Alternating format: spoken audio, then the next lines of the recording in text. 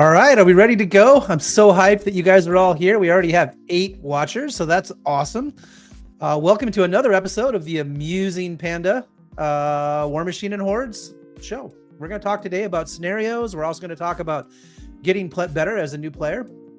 And we're going to go really deep on scenarios. As usual, we're joined by my good friend, Mr. Alex Cosma. Let's bring him up. Hello, Alex, hello. Everyone. Hey, everyone. How you doing, John? I am awesome. What do we think of the chat? It looks pretty good, right? Yeah, I'm excited. Let me show you a little preview while we go through this, but I think this looks better too. What do you think, Alex?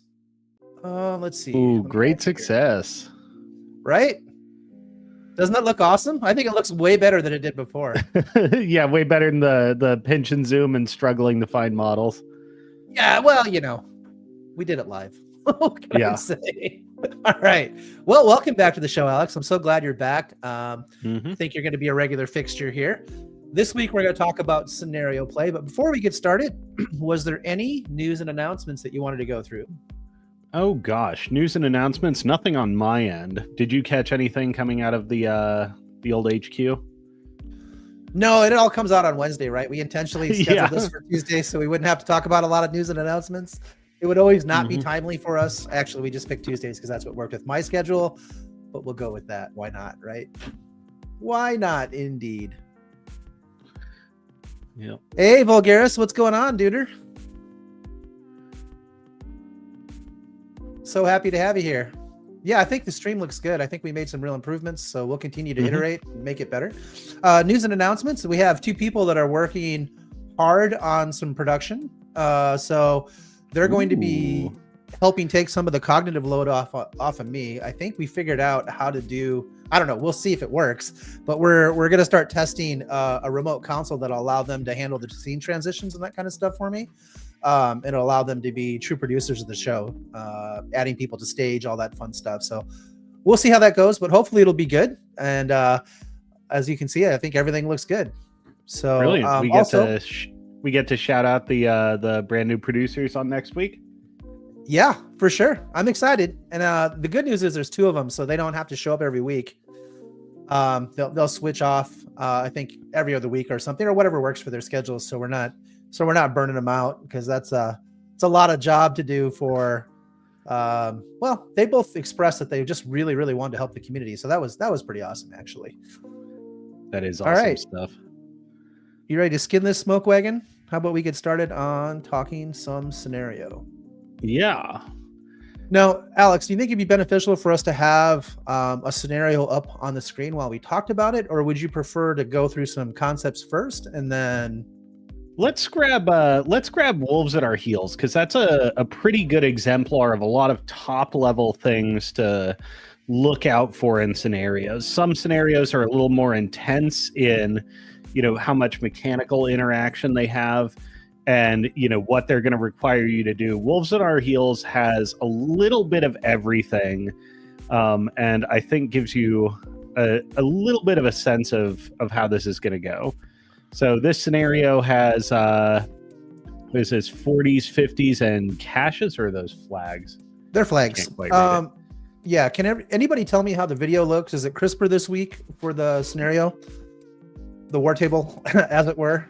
Just give me a comment and help me out quite a bit. Yeah, so some basic scenario elements. I think we talked about this on both of the last 2 episodes. Just how some tidbits of how scenario works. You're looking for, in any given scenario, 4 different elements. So there will be 40 millimeter objectives, which are scored by units. 50 millimeter objectives, which are scored by cohort models. So that's war beasts, warjacks, monstrosities, horrors, etc. Battle engines as well. And then flags, which generally snap to a terrain piece, and any 2 models inside of the terrain piece or within 3 inches of it, if it's an obstruction that you can't stand on, count towards scoring it. Caches, any model within 3 inches has to give up its combat action to grab it. All these elements can also be scored by casters, and everyone that scores makes different points based on the scenario that you're playing. Correct. So no caches on wolves that are heals, but it gives you kind of a good sense of the split of the scenario. Yeah, and you're right. This is a good scenario. One of the things I want to talk about really quick is kind of how scenarios are scored. I don't know if you want to toss us a few models on here, Alex. And the beginning part of this, what we go through here in the beginning is going to be a good review of kind of what we talked about last week and a little bit in the first week. We're doing that very intentionally to set some of these things in your mind, to make it easier to understand deeper discussions, because we're going to go pretty deep on scenario theory here today. So we're pretty excited about that. But one of the things I'll point out is like this objective here is a 50 millimeter objective. Can you guys see my mouse? This red one here, I'll click on it. You can see a lot of that's highlighted. This is the red 50 millimeter. This is the blue 50 millimeter. And for this objective, as Alex said, it's scored by warjacks, but any model can contest this objective. So if any model is within 3 inches of it, it will be contested and not scoreable, any enemy model. With the one caveat, your warcaster cannot contest any objectives. It's important to remember that, because when it gets down to the end game, a lot of times you're just trying to outscore your opponent, but you have to remember your warcaster does not, he scores, but he does not contest. Yeah, Alex dropped some models on here. These are all on the blue team. I guess I could drop some for the red team. 1 second. Oh, I hit the wrong button. Okay, so in our example here, let's see, is there any warjacks? Yeah, this is a warjack. This warjack is currently scoring because it's within 0.9 inches of this objective, and we can actually make this a little bit clearer. I think I can add an aura, right? Yep. Yeah, I'll get some op4 in there for you. Yeah. Let's do this. And we'll make this, since this is the red objective, we'll make this aura red. So anything within 3 inches of this is going to score it. So right now, let's say you've played your turn.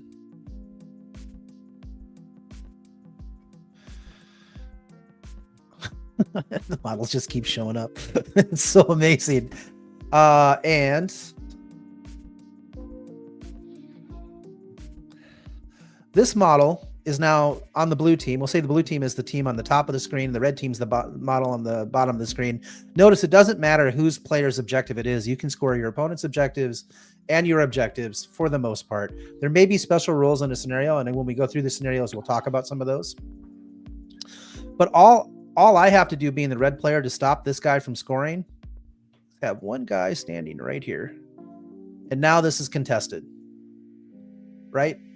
Doesn't matter if I have 2 warjacks and a bunch of dudes standing next to this objective. Like, I'm super contesting this as the blue player for the end of the red player's turn. But right now we're going into the end of the blue player's turn, and they would not score this because the red player has one lonely little model contesting this objective. And that's scenario play in a nutshell. Is you're trying to contest objectives to stop your opponent from scoring. You're trying to clear contesters to allow you to score at the end of your turn. And you kind of have to plan ahead. You have to be able to move models in appropriate places to get those things done. Yep. And then as you continue to develop and get a hang of planning for the end of your turn, because the way scenario works nowadays, winning on scenario happens at the end of your opponent's turn. So scoring on your opponent's turn or carrying a really big margin into their turn becomes pretty decisive.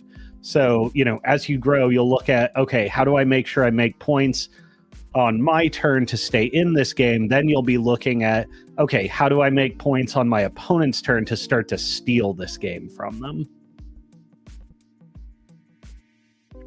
Right. Okay. So, and I think that's important. And we focused on this. So we'll just go over this briefly in case you didn't catch us last week. You score at the end also of your opponent's turn. So in our example where the red player had this guy here, right? That one's a caster. Maybe we grab this guy. Yeah, fair enough. Oh yeah, worth noting, casters do not contest. Yep, we covered that, but that's a good example of it. Let's say this guy right here was contesting. And then it's the end of the blue player's turn. The blue player did not move anything to contest the blue objective, right? And so it's the end of the blue player's turn. The red player would score 1 point, and the blue player, even though he has all of these models around this objective, would not score because there's this one lonely red model down here.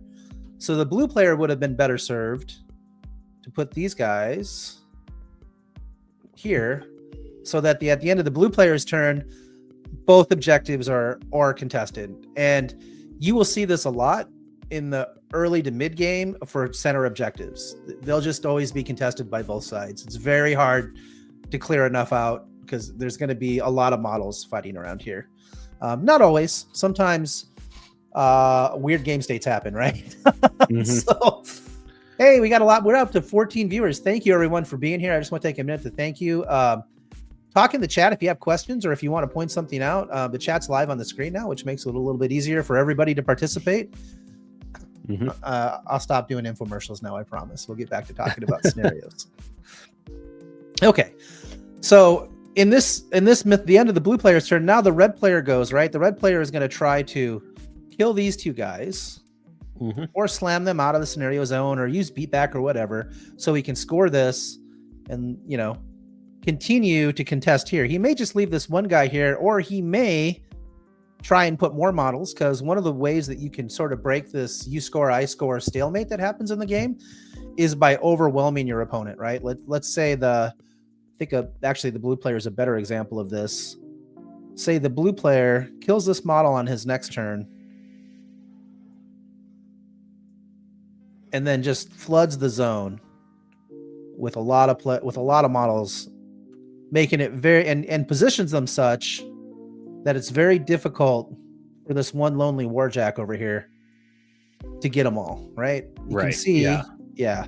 The warjack can get two. Stand here and get maybe two. Stand over here, definitely get two, but that third guy's out of reach. Yep. And let's just say for arguments, that's the flag. For argument's sake, the rest of the red army is hanging out over here, getting ready to push this red objective, but we didn't plan very well on our last turn, so we don't have anything we can put in the blue zone. And the blue player has set up a situation where now they can start breaking scoring parity and start scoring more than we do, if that makes sense. Mm-hmm. Okay. Another thing we'll point out really quick that you have to be very, very aware of: Killboxes in every scenario. So you see this white line up here and this white line back here. Actually, Wolves is a little different. There is a special rule in this scenario that we'll go through when we dig deep into it, because it's actually a shrinking kill box. But if you place your Warcaster, where's Kane? Is that you? Yeah.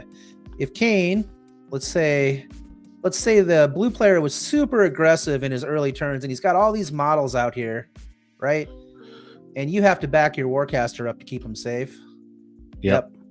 In this case, this would give up 2 points to your opponent. And yeah, which is a pretty decisive margin, because you have to make that call to escape from all those aggressors on your turn. Hey, we have a wild Chris show up. Let's add him to the stage. Oh, hey. Hey, Chris, how you doing, buddy? Hey, guys. How are you doing? Hey, you sound pretty good. I know you were worried. Can you hear us okay? Oh, hear you fine. Okay, excellent. Making sure I'm not creating an audio feedback loop for y'all. Yeah, I think the software is pretty good at handling that. So, okay. All right. Awesome. So we were just talking about some basic tenets of scenario. We're talking about Killbox right now. And then for every scenario, you're going to have to know the special rules. So, for example, Wolves here has a special rule that if you have a unit, actually, I don't think you have to have a unit. I think you just move it. The 40 mil, it requires control. So yeah, this has to be controlled by a unit. Yep. And then this moves 3 inches in the direction towards the center. Once it crosses the center line, you score bonus points. And the reason why that's important is a lot of times scenario is won and lost on breaking parity, where, you know, we've talked about before in previous episodes, you score, I score, you score, I score. And the way you break parity is either by doing a special condition on the scenario, forcing your opponent to score kill box. A lot of times it could be as simple as scoring a cache and making it impossible for your opponent to score your cache because the caches are on the opposite sides. Chris, do you have any advice you want to throw in about basic scenario play? Yeah, I mean, parity is definitely important, and you want to look for those opportunities to break it wide open. Just remember that if you're one of those players like me who pays for the whole 7 turns and wants to go to the distance, you can win with one scenario point. You don't need to win with three. 3 is just a simple way to make the game end earlier. So as soon as you get that 1 point advantage, that 2 point advantage, as long as you can maintain that, just keep that, it forces the action, the impetus onto your opponent. It shifts the momentum to you. You get to play defensive and cagey, and your opponent has to play offensive and get a little risky. Yeah, that's exactly right. And we're going to talk a little bit more about this, but one of the things you have to understand about scenario play is it forces engagement and action. And so even if you're grossly out-threaded, that's okay. Like it doesn't matter, because the fighting, if it's done correctly, should be around each of these objectives. That's where fighting should occur. If you guys are like throwing down out here, waste of time. I wouldn't charge a model out here probably, for the most part. You might. There are certainly tactical considerations for that, like you're trying to prevent them from coming in next turn or something. But for the most part, you want to be fighting in the areas of these auras of these objectives. And the reason for that is that's how you win. You can win without ever killing a model. Like, for example, let's say that the blue player just wasn't paying attention and the red player moved all the way across the field and got on this 40 down in this lower left-hand corner. And then he just moved his guys like this.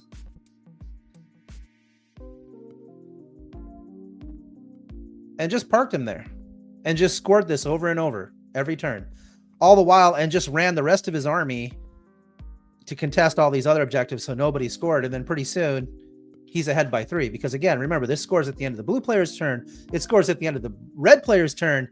And it does not take long for that 1 point to add up really fast. And this poor blue player just has nothing over there to respond with. Yep. Yeah, these scenario elements tell you which zones of the board are the most consequential to play.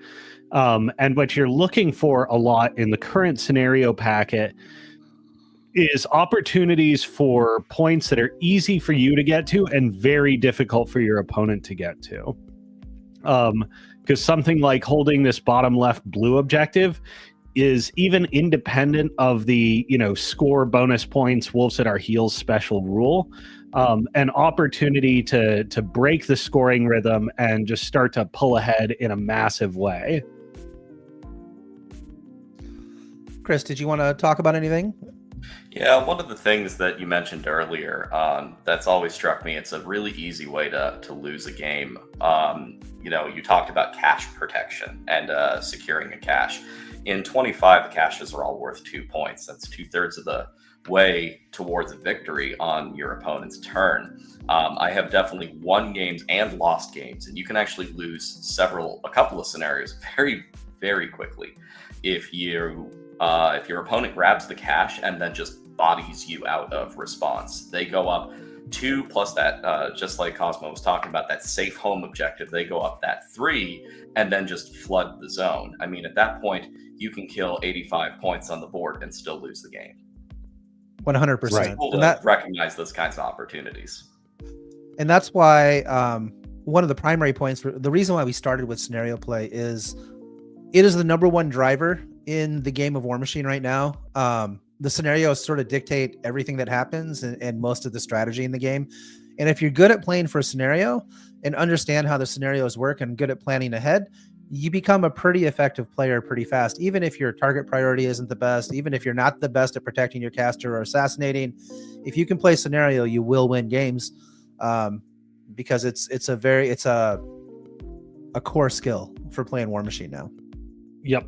Yeah, it's interesting that you put it that way, because it is almost like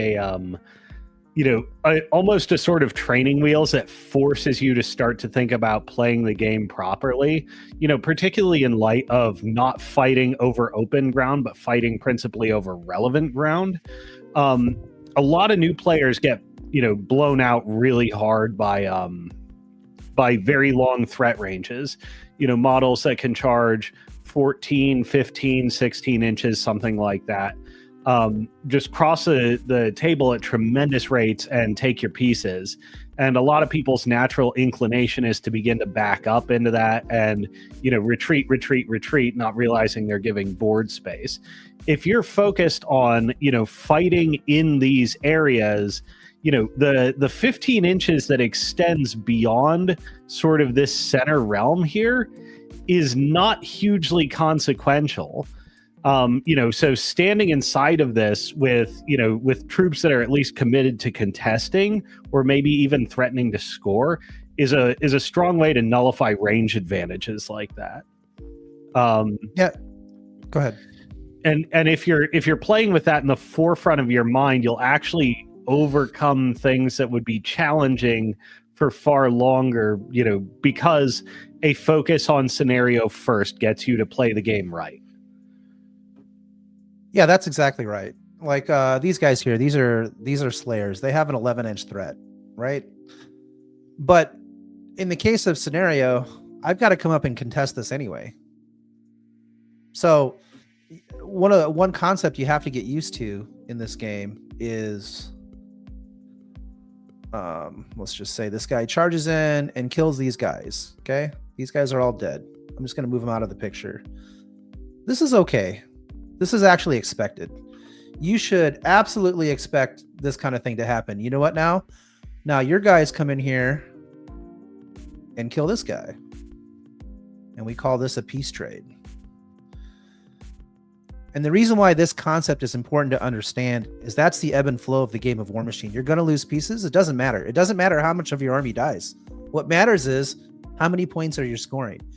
And all it means if you're out-threaded is you get charged first. Okay, that's fine. But that's not even necessarily true, right? Let's say you're the second player, right? So the blue player is the second player. The red player has all the threat ranges. So I want you to think about this. You're the blue player. You don't have very far threat ranges. The red player has all the threat ranges. But let's say the red player can't, even though he out-threats you significantly, like you have no chance of getting to him here. And he can't quite touch you. So what is he forced to do? Well, since you're going to get the first scoring opportunity as the blue player, the red player is going to have to put models in here to contest, or he's got to concede these 2 points to you, right?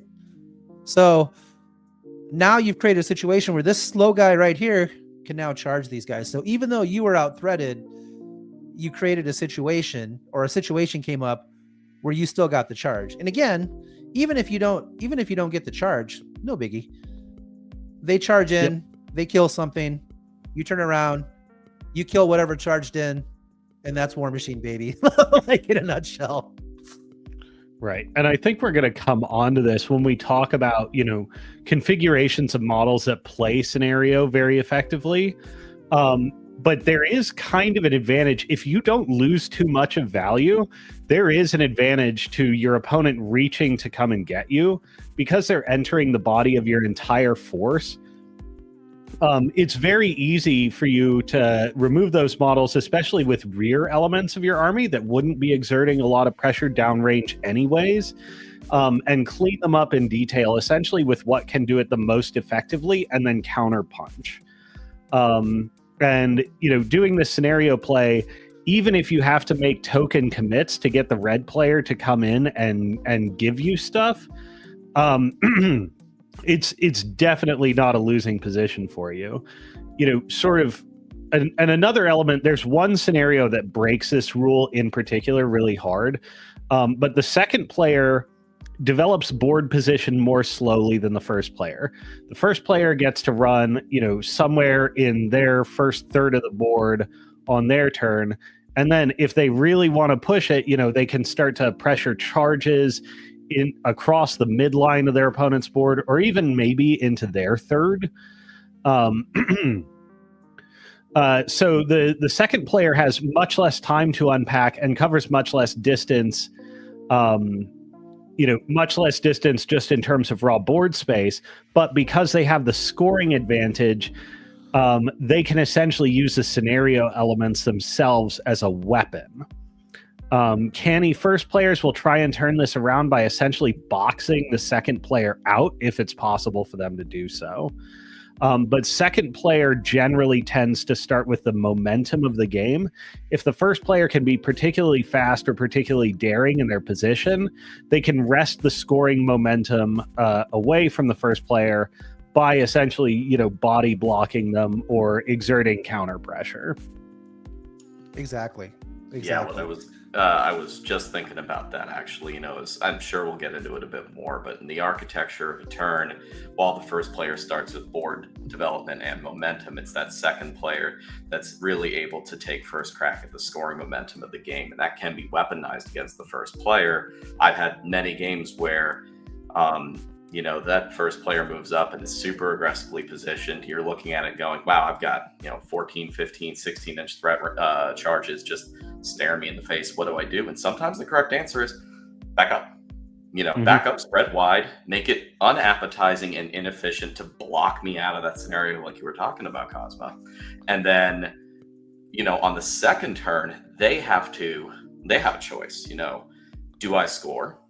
Well, it's probably going to require a pretty big overcommitment to reliably score because, what do you score with? Is it a weak hold? Is it a strong hold? Or are you just crashing your entire army in there? Are you just putting a couple of pieces in? Because if it's a couple of pieces, odds are good I can clear that. If it's your entire army, well, you've just kind of given me the alpha. So now the question becomes, what can I do with that? Besides clock myself, which I'm pretty good at doing when you give me your army. But clocking on bottom of 2, yes, the legend. But that means I've now weaponized scenario against you. And as the first player playing a high threat range army, I have had scenarios where I press forward against my opponent, put that test to them, and then I recognize that it's unwise to go either direction, so I back up. I cede board position. Maybe I give up one of those central zones, but I lock in what I know I can score, and I've now made it impossible for them to get my far zones too. So I've got a lock on some scenario elements. I'll make them work a little bit for those middle ones. They're going to get their back ones. It's very hard for me to do anything about that on top of 2, bottom of 2, and then we play a game. And I want to demonstrate this really quick. Let's say this Jack has a 13-inch threat range. Let's get this guy out of here to make this a little more complete. So look, he's got nothing that he can charge on this side of the board, right? But let's say this Jack wants to come up here and score this or contest this objective because the blue player went second, right? Now, let's say this guy was just a little bit further forward.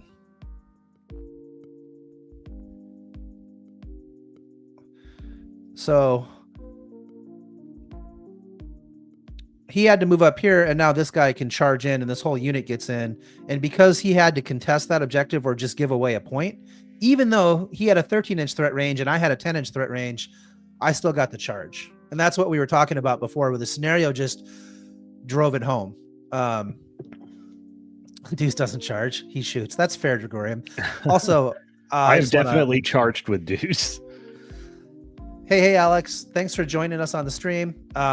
Looks like you went 2-1 on the weekend. That's awesome. Congratulations. It sounds like you're getting the hang of Mark IV, and hopefully we can help push you to 3-0. Let's do it. Nice. Yeah. Hey, guys, how does the stream look? I think it looks better, right? I think we made some good improvements. I'm pretty happy with it. So we'll continue to make improvements every week and hopefully get more and more better information. Did I? You think I explained that pretty well, guys? Was that clear to everyone why this scenario kind of drives? Perfect. Okay. All right. Why don't you jump in there, Chris, while I figure out where we are on the outline? This is the problem with the live show. Oh Lord, you're putting me on the spot. Goodness. Well, just talk about something that's important with scenario. We already covered the the first player advantage, and we're going to get into kind of that layering of threats, because one of the things I noticed, and you only have a few models on the screen right now, John, but one of the things I've noticed is that all of your models seem to be very zone relevant, as in their threat ranges are the extent of the zone, really. One of the things I love doing is just layering those threats, seasoning them a little bit, something a little kind of cruddy up front that kind of demands engagement, but maybe not the biggest engagement. Behind them, I have like a little layer cake of threats as well. But one of the things I definitely love doing is making sure that those elements that are outside of the zone are reaching the zone, maybe a little past it, but not much more. Because to Cosmo's point, when you're fighting down on that bottom part of the screen, past Deuce's butt, where there's nothing, you're not doing anything. An old MMO PvP player, and the old fight on the roads is the key to a loss, is just ingrained in my head, and that's what this is. You're fighting over terrain that just doesn't matter. Sometimes it matters, hey, Deuce is in the backfield and I've got 3 idiots that are doing nothing else that can kill him. I'm going to get Deuce. It's going to be great. I'm going to have a good time. But typically, you want to fight over those points, and you don't necessarily need to have models in those zones to fight over those points. Just have them relevant to the point where something comes in, tries to upset that equilibrium of points for you. You can tip the scales back in your favor. Yeah. Right. Yeah. If there's a group of badasses, hanging, say this Eidolon is like hanging back here, threatening the entirety of the zone, I could go for it with my big premium heavy, but I'm not going to kill the Eidolon that's all the way back there, and he's standing in a part of the board that I don't especially want to stand in to fight him. If my big premium heavy goes in there, he's signing his own death warrant. So it shifts how you prioritize your thinking about it and what can commit effectively. I've definitely had the game where my Colossal goes in on that just juicy character heavy, and I'm like 12 inches from your deployment set, or 12 inches from your board edge, and I just, after I finish that activation, I pull my head up and go, wait, what am I doing? Like, where am I? There's nothing around me, and I'm now 2 turns out of position before I'm relevant. Great. Right. Yeah. So I guess that's. Oh, sorry. Go ahead, John. Oh, I was just going to say I would say a good way to think about it is the scenarios to drive your overall strategy. Tactically, you can have a lot of flexibility in what you do. And tactics is placement of models, where you're going, who you're attacking, order of operations, stacking buffs, all that stuff. That's all tactical. That can all be very flexible. But your overall strategy in the game should be driven by the scenario, 100%. Mm-hmm. Yep. Yeah, and there's I guess with Chris's point, we're on to another important concept. Wolves at Our Heels has this fair amount of points that are on tap from just directly in the center of the board, but this isn't universally the case. So if you change scenarios to something like payload, there's points that can be got in the center of the board, but not a world of them. And a lot more of the scenarios have a lot more points on offer on the sides. So, what's important to note in a situation like this is that the center of the board is often not where you're going to make the lion's share of your points. The runaway points are the ones that are further away and easier to block your opponent out of, easier and more consistent to score on your turn. And what you're doing with the center of the board is often using it as an opportunity to, maybe pick up some points here and there. You can score your own 40 relatively easily here. Your opponent can score their own 40, but it's also relatively easy for both of you to contest. The important thing, and why, Chris's Colossal overstripping to nearly in his opponent's deployment zone is a bad thing, is that Colossal actually loses its ability to access the rest of the board. And particularly in the most extreme cases like split decision, or no, it's two fronts. In the case of two fronts, virtually all points are scored on the side. So what you're looking at here is, in many scenarios, this being the most extreme, the center is a place that you fight in, but it's mostly as a staging area to access the sides where your opponent is going to get most of their points. And it represents the avenue for you to apply pressure to either side and reposition your models as you see fit. Often, if you don't control the center and you've got guys going for big points on the left or right, if nobody controls the center, the guys who are fighting on the left and right flanks are often on their own without support. And whoever wins that fight wins that side until somebody clears the center and is able to stage an invasion on that lost flank. Yeah, I want to make sure this is clear. In this particular scenario, it will. Let's delete a couple of sets of objectives on this one. Okay, yeah, I'll let you go ahead and delete a set of them, Alex. I'll let you take care of that. But one thing that's kind of important in flanking is there's this. You're going to be tempted. You want to control all of it. I think a good way to get you to victory sooner is to focus on one flank and make sure put annoying models to stop the other flank from collapsing, right? Particularly in this particular scenario, which we'll get into later, but in this scenario, if you control both of these objectives, instead of scoring 2 points like you normally would, you score 4. And that is a good way to break parity, right? So there's 2 ways to break parity on this scenario. One is to control the flag in the middle, and your opponent controls his stuff over here and you control your stuff over here, so whoever controls the flag is breaking parity. But the other big way to break parity is to overwhelm one flank and score 4 by either scoring these 2 or scoring these 2. Where it gets kind of tricky is you have to put enough stuff on one side to make sure that they don't score 4 and enough stuff on the other side to make sure you do score 4, right? So that's where the math and and controlling the middle actually is really nice, because if you've got models in the middle that can go right or left, help you overwhelm on the right or help you defend on the left, or however whatever strategy you're pursuing, right? Whichever way you want to do it. That's why I like to come up the middle in this particular scenario and put some elements to each side, right? That I'm going to support with my stuff in the middle, but I play very fast faction. I have a lot of 12-inch threat ranges. So if you're in the middle, you can range out over here or you can range out over here, if that makes sense. Mm-hmm. This is one where actually I have a particularly when I'm playing Brine Bloods, because I mean in this scenario, if I'm running big battle group Shadow Tongue, it almost doesn't matter what faction my opponent is playing or what the matchup is. Like, I probably want Shadow Tongue in this scenario because he's so good. But one thing I'll do if I get, I love to get second player on 2 fronts as Shadow Tongue, because I love first crack at those big juicy multi scores. But if I'm going first, often what I'll do, I'll have my 4 heavy dire trolls that I'll deploy, say relatively symmetrically across the bottom, and I'll have my 2 units of Marauder crew plus their support staff deployed on, around my battle group on the sides. And I'll watch my opponent.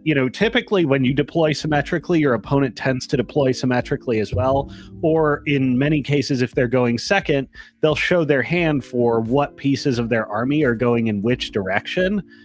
And what I'll do on my first turn is just cast Ghost Walk a couple of times, to bait out how much resource commit I'll watch how much resource commit my opponent is making to either side, cast Ghost Walk a couple of times, and reroute all my infantry one way and all my battle group the other.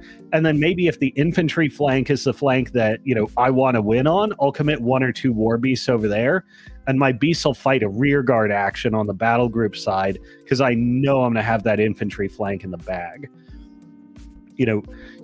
Another advantage of first player is you can redeploy pretty radically because you have more time than your opponent. It's true.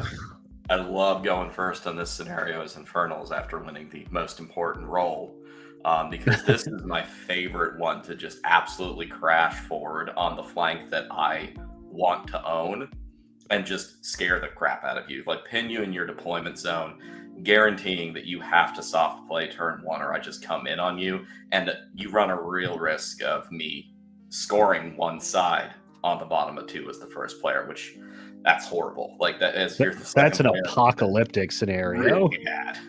So yeah, you can't let that happen. So then what the answer to that is shove your whole army in his face and say, come eat it. It is an answer. I don't recommend it, but typically what I'm trying to force is I'm not trying to force the double score. What I'm trying to force is you back off, and me guaranteeing that I get the first crack at the double score at the top of 3, because I'm going to back off of that objective, whether it's the 40 or the 50. Either way, I'm Infernals. I can do either. It doesn't matter. But I'm going to back off to my home objective out of your threat ranges. And if you want to be relevant at the top of 3, you're going to have to give me something good. So that's like my favorite play to do there. Also, Cosmo, I hate Shadow Tongue on this scenario. It's like the stuff of nightmares. Oh yeah. It's so horrible. No, yeah, because Shadow Tongue is, because the 50 mil side is stretched so long between these objectives. These objectives have a hair over 8 inches between them. So weird geometry thing that means a single 50 mil model can't score both, whereas a single unit can grab both the 40s. So these objectives are 8 inches apart, and then 3 inches each beyond that, plus their base size. From the back end of scoring one objective to the back end of scoring the other objective is about 18 inches if I'm doing it's about 18 inches if I'm doing my math right. What's wild is Shadow Tongue can have models, more or less just scoring his own 50 mil and project threat ranges that are beyond your 50 mil. And then on the other hand, I can do that and say, okay, we're going to play a slow game over here, or maybe you just have to commit and my heavies get to kill things and we'll play a fast game over here. On the other side, I can be like, all right, I'm going to dictate 2 units plus 2 recursion backup guys. They can materialize ridiculous amounts of damage very, very quickly. Oh, this Warbeast flank isn't going, as desired. I'm going to pour loads of offensive spell support into that side and just accelerate the clearing up of your dudes. Or, oh, the Warbeast side is the side I'm going to win on, so I'm just going to cast Revive a couple of times a turn, and it doesn't matter how many Marauder crew you kill, I'll never run out over there, and you'll never run away. Yeah, this is why I hate Shadow Tongue in that scenario. Oh, God. Not to mention the, oh, cool, I'm at the back edge of my base. Like you said, projecting threat beyond my zone. It's just I'm at the back end of my zone. I've got my heavy horror just sitting there. I'm feeling great. Oh, wait, yoink, there's a gallows. There's another gallows. Oh, God, it's a dog pile and it's all over. Yeah. Yeah, that's, it didn't occur to me to put it in the outline, but it is important to look not just at the disposition of where the ground is, but how long the stretch of ground that you're fighting over is. Because over here on the right-hand flank, this is a pretty close-in fight. Almost all the action happens really close together, versus on the left-hand flank, there's a lot of room where, effective and meaningful combat will be taking place, almost from deployment zone to deployment zone. In this approximately 8-inch wide column. Yeah, it's actually kind of interesting. And I played this scenario over the weekend against Erica Bev from Tried and True. Shout out Tried and True. Amazing content. I really appreciate those guys. But I was fighting over the 40s, and she put a Spectre in between both. It was really annoying. Just want to say for the record, it was really annoying. So because one model can contest both, I think. On the 40 side, yeah. Yes, and a Spectre is like the worst model for that. That has 3 focus and IR. It's just like, okay, fine. Oh yeah, units hate fighting Spectres because they're defense 15, armor 19 with force field and stealth, and they can make 3 attacks, one of which is a spray with no focus investment. So a Spectre is realistically, it can realistically kill 3 to 4 to 5, maybe even models with no caster investment if they're single wound infantry. And units oh, thanks, I'd rather not. I really need support on this one. Yeah, and don't be afraid to shift your focus. If you look and the way your opponent has played, and you just realize, you know what, I don't really think I'm going to win that fight. Shift to the other flank. Win that one. Figure out how you're going to delay the first flank. You're like, well, I can't really win that fight. how can I make you earn every inch of it? Without Right. giving away the farm. The Yeah. sunk cost fallacy is very real in this game, as it is in so many other things in life, but in this game, very much so. You can pretty quickly figure out, hey, this really isn't going according to plan. Like if you've ever bailed out of a bad assassination run, well, sometimes you bail out of a bad scenario play too. Sometimes attrition is not going your way, or that darn Horus model just toughed 5 times in a row, and you aren't getting the points you thought you're going to.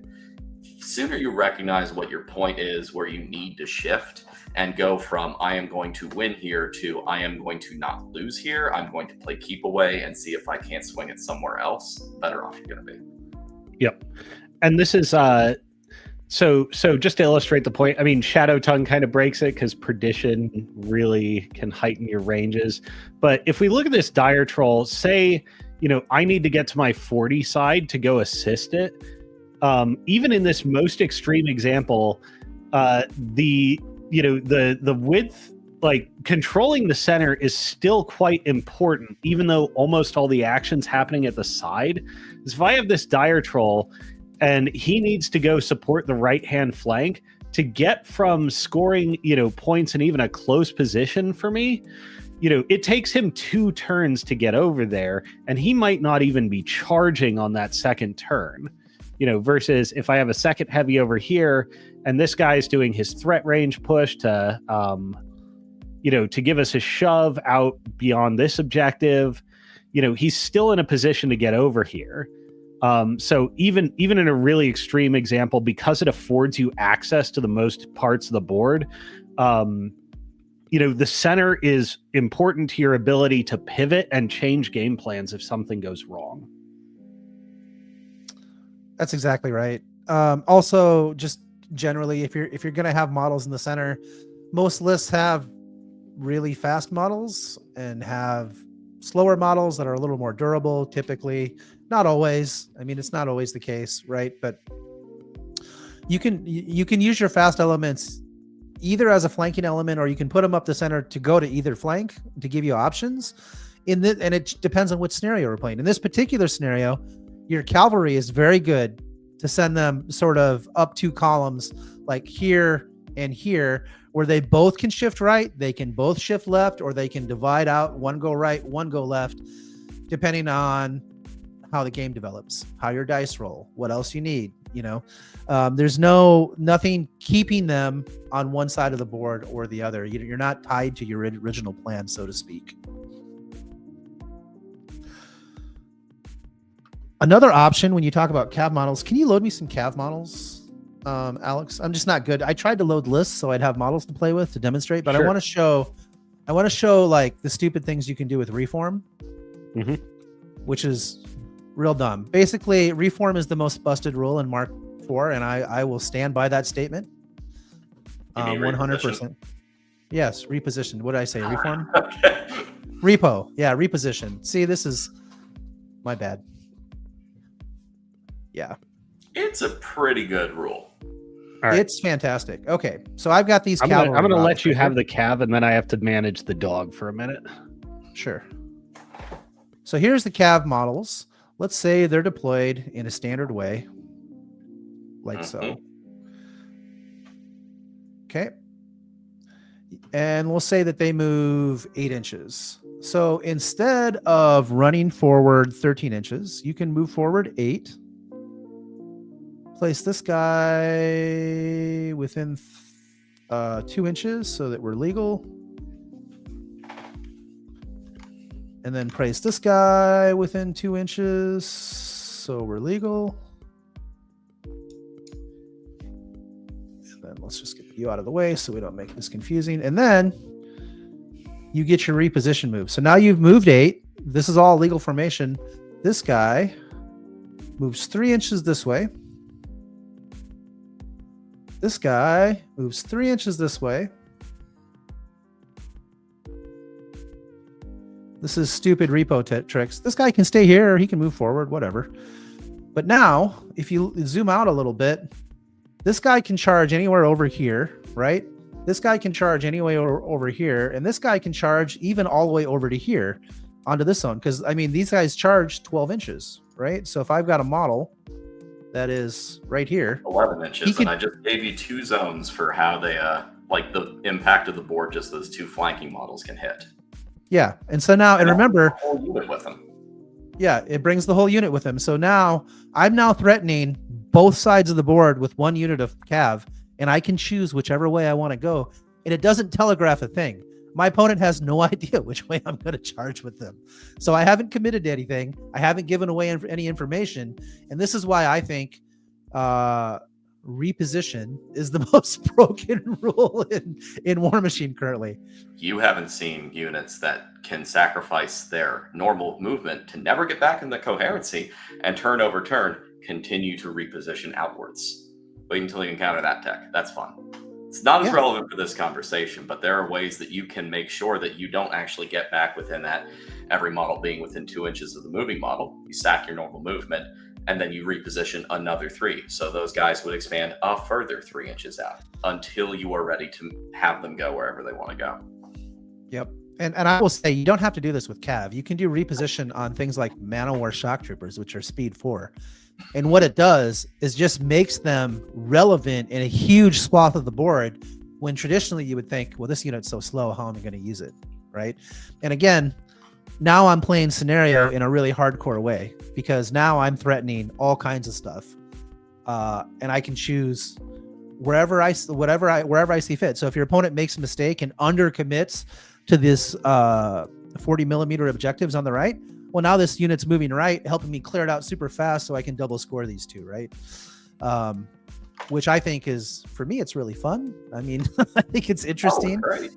Yeah. And and this is the tactical nature of the game too, that as you get more experience, you're going to recognize these threats. Because, John, what you're saying here is, very well known to me, and I can tell you right now that Mr. Stormlance there over on the right is probably getting beelined with a shot as soon as I can land one, because when he goes away, all of a sudden the footprint shrinks dramatically for what you're able to affect scenario-wise. And that's just 1 model killed. So when we're talking about target priority and efficiency of attacks for clearing scenario, for managing scenario, recognizing where your threats are, what is in threat, and what can be applied allows you to then dictate what you can apply against it. 1 Stormlance Legionnaire sitting there just all on his own with those 5 wounds, I'm gonna murder him pretty quick if I can. But again, that's the nature of the game. Yeah, and I mean, that's why you might decide, you know what, I might put a shield guard around that unit, or I might put our arcane shield on the storm guard, just as a resource. And that's sort of the play and counterplay of War Machine that makes it so fun, is you have a million small decisions, and what's it going to lead to, and how's your opponent going to respond, and how are you going to respond to their responses? And then pretty soon you're just like in the tank, and you've spent 10 minutes of your death clock just thinking about what you could do. And it's turn 2. Then you look up and you're like, oh, I've got 7 minutes left to play 4 more turns of this game. This is not ideal. Which I did death clock this weekend for sure, because I don't have any muscle memory. A lot of this stuff becomes automatic, right? After a while. Mm-hmm. Your first turns, especially when we're talking about scenario, your first turn is going to be spent setting up scenario, defining attrition, defining board state on both sides. Your first turns are going to take the longest amount of time. Your first one shouldn't take a tremendous amount of time, but 2 and 3, you're going to be in the tank. And you know what? That's okay. You look at your clock and you spent 20 minutes, and it's only the bottom of 2, and you're about 2/3 of the way through your turn. You spent 20 minutes. That's okay, because I can tell you right now, I can play 3 or 4 turns if the game is set, or if it's where I need it to be. I can play 4 turns in 5 minutes. So it's all about getting the board to that position. I've taken that 35-minute turn 3 or turn 4 to make sure that 5, 6, and 7, I don't have to think, I don't have to do anything. All I have to do is push the models and slap the clock. Yeah, bro, I killed all your dudes, so all I have to do is move my models, right? that is one way to do that. Yeah, that is certainly a way to play. So, but I want to refocus just really quick. I know I kind of made this point, but 100%, if you're losing on scenario, you're losing the game. Doesn't matter how much stuff is dead. Doesn't matter, because you're in danger of losing, and your focus should be, how do I stop from losing on scenario? How do I how do I get back to where, because I'm winning on attrition or whatever. And if the decision is I can't get back on scenario, let's say there's this example where a lot of stuff is dead and these guys are over here, or maybe there's only one guy left in the unit, right? Whatever. And he's over here. Actually, let's make it even worse. He's over here and you have nothing left that can kill this guy. And he's just going to score this 4 points every turn. There's no coming back from that. So what do? You find their caster and you kill it dead. Like sometimes you have to shift and you just be like, okay, where's your caster at? Oh, it's a 20%er. I'll take my 20% to win because I've got 0% pursuing this scenario situation that I've ended up in for whatever reason. So Alex, welcome back. You want to jump in here? Thank you. Yeah, just to say on assassination, it used to be when you were new to the game, a lot, just because you didn't know where to stand, a lot of the time your early losses would be your caster dropping dead. Part of why it's worth emphasizing scenario so much is you're new to the game, you're learning it. Most of your early losses are going to be on scenario because you don't know where to stand. And if you're fighting veteran players, unlike in the olden days, they will often decline to kill your caster if you've made major positioning errors, because chasing down a scenario win, clearing 4 or 5 guys out of here and letting the Stormland stand here uncontested is way easier than trying to kill, a model with like 15, 16 defensive stats with a whole passel of focus and a couple of shield guards maybe. So it's crucial to have a plan for this arena of the game. All right, let's shift the discussion into a little more list composition. So we've talked about a lot of sort of what you're thinking about from a strategic standpoint on the game. What I'd like to talk about is what are elements you put in your lists and what are they used for? Because number one, if you know what the element is for, it can help you deploy faster. It can help you make faster decisions on what you want to do with them in any given turn because you've already sort of decided on a role, if that makes sense. Mm-hmm. Yeah, and these are, unlike individual models or units, we've got these here structured as modules. So while it can be a single model or unit, this is often a combination of models or units dedicated to a particular job. The first one, which we mentioned on the last episode, is the concept of babysitters. So that's models who will love to grab, these specific, scenario elements and just take and hold them for a prolonged period of time. Particularly on like distant or far back scenario elements like we see on Wolves at Our Heels or a number of others. There will be, say you've got a 40 mil on Wolves that's way back in your corner and is, difficult to reach by your opponent. Something like Ulcor Barragers in Orgoth are really great for babysitting that back 40 millimeter objective. They shoot, they reposition, and it's very difficult for other low commit models like single wound infantry to come in and mess up your ability to continue scoring there. Or if we're on payload, where you have these very distant 50 mils that gradually move in, a model like a Spectre is a superlative babysitter. It's very difficult to wipe out for low commit models, and it just hangs on to the thing that it scores and make sure it continues scoring for the whole game. Let's talk about another module that's really good. Like in this one, if you put Invictus and Magnus on this objective back here, nobody's taking it from you with flanking elements for the most part. I mean, if they do, it's a major commitment on their part, right? And he can just escort it where he's moving up towards the middle of the board anyway, which is what he wants to do. But early in the game, he just wants to take pot shots with his range 12 rocket launcher, and maybe Magnus gets in there with his range 14 rocket launcher, or maybe he just hides like a weenie. Yeah, exactly. Yeah. And so go ahead. Oh yeah. There are offensive and defensive babysitters. So, on our previous example, Storm Lances can be a great example of offensive babysitters, as can units like Cats. Cavalry is often very good at this, because it's they're great at breaking light opposition, and even opposition with good armor and boxes, and taking an opponent's objective and making it yours, and then using their advantages like reposition to stay out of ranges, and reversing your opponent's secure scoring option. Now, of offensive and defensive babysitter modules in the game, Magnus and Invictus are probably the single best module at both roles. They're outstanding offensive and defensive babysitter models. It's very difficult to come to grips with Invictus because of his high armor. And if you damage him, you unlock a 16-inch melee threat that's great against both infantry and hard targets. And Magnus can continue supporting with his gun. Yeah, I was just throwing some visual aids in here for you guys as you're talking, just to kind of illustrate the points. When we're talking about scenario scores and modules that you can use, especially like scenario payload, but generally I actually find this when I'm list building, I kind of default to these themes. On one end we have this little guy right here, got the Jackal, 6-point nerd. He's cheap as chips and doesn't do much of anything. He sits in the back. He scores that.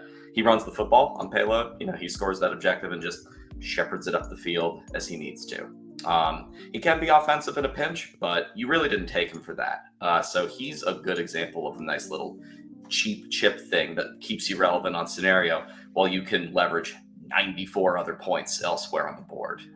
Cosmos, you were saying you've got Invictus over here, who is a wonderful, sturdy boy. The Jackal's problem is he's not very sturdy. If he starts getting focused, he's going to die pretty quick. And that's okay. He's 6 points. We're not too surprised by that.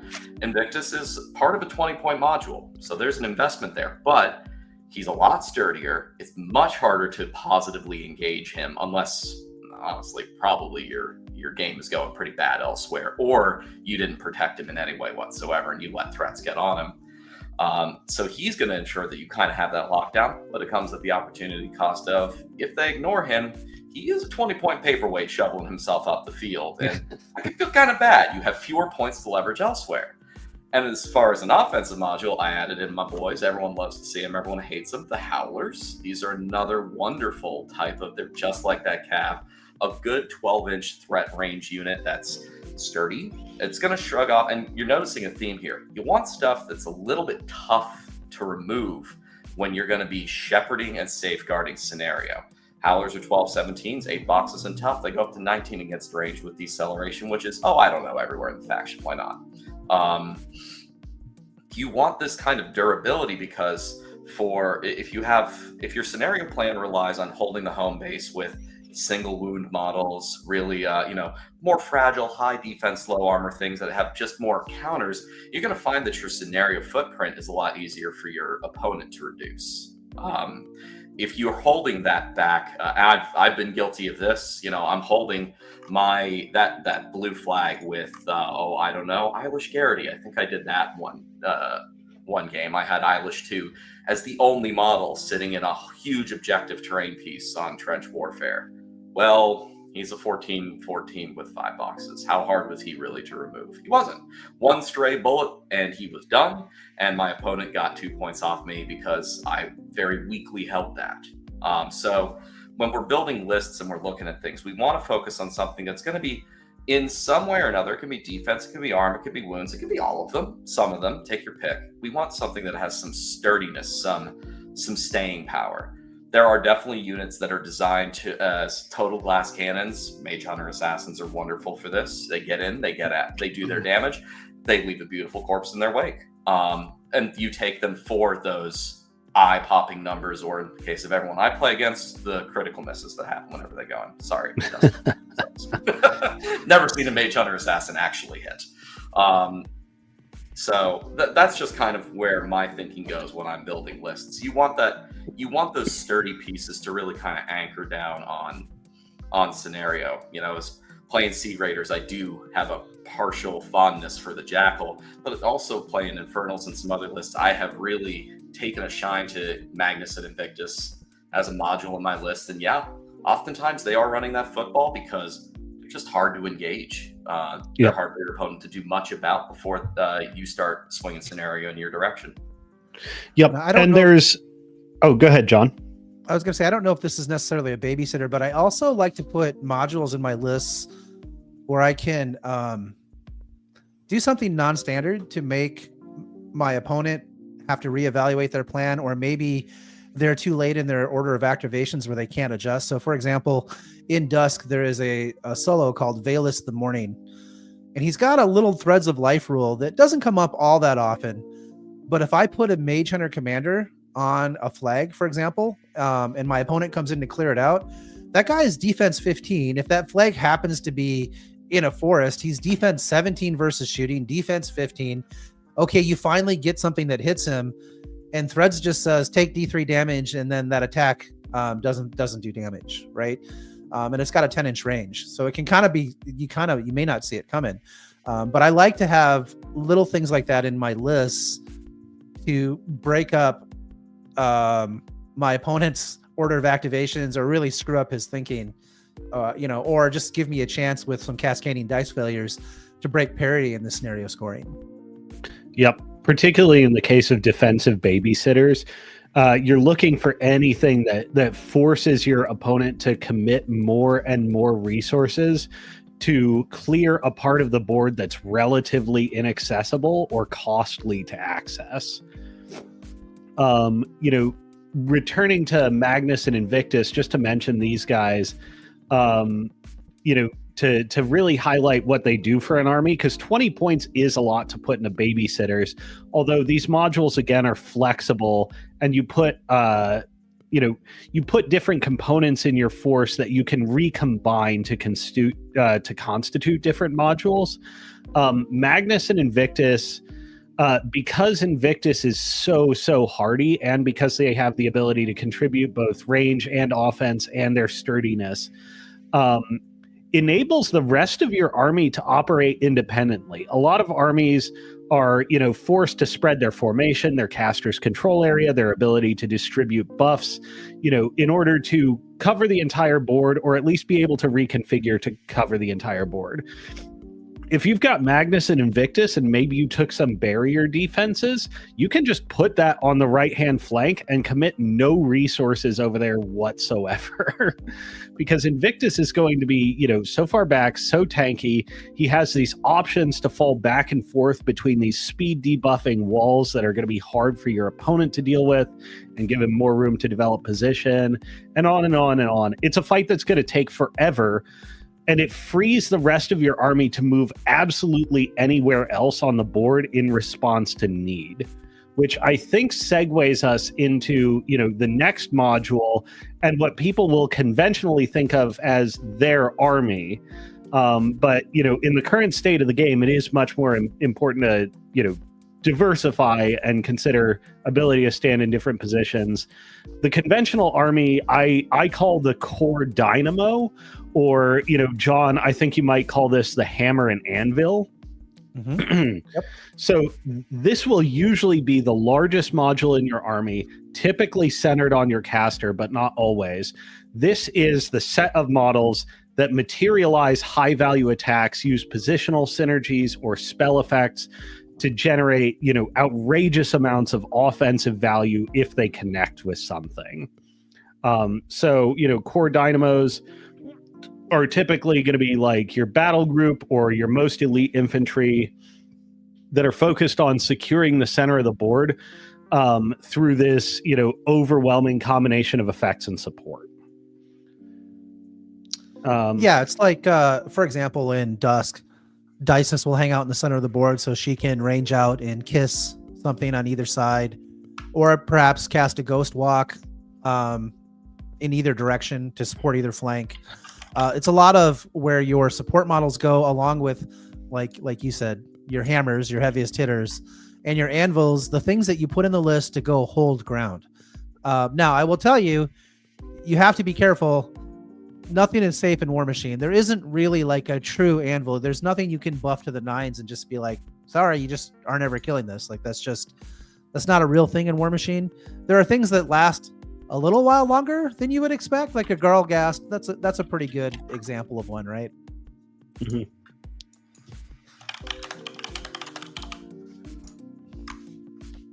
I can't. 47 points you hate to see. Going to the anvil and the hammer and anvil analogy. He's a really good anvil, and he's a good start of a core dynamo. Now, there's other things you'll see in a typical Hurusk list to take him up to the top. A Volcar or two to give him that exorcism, to give him that shield guard, however you want to see him, but. His existence, his point in the list is really to be the catcher's mitt anvil. He can go out and get stuff, sure, but that's not why he's here. He's here, sit there. Yep. Just center of the board and just live, just exist. John's heard me say it before, but I'm a huge fan of models whose job is to exist.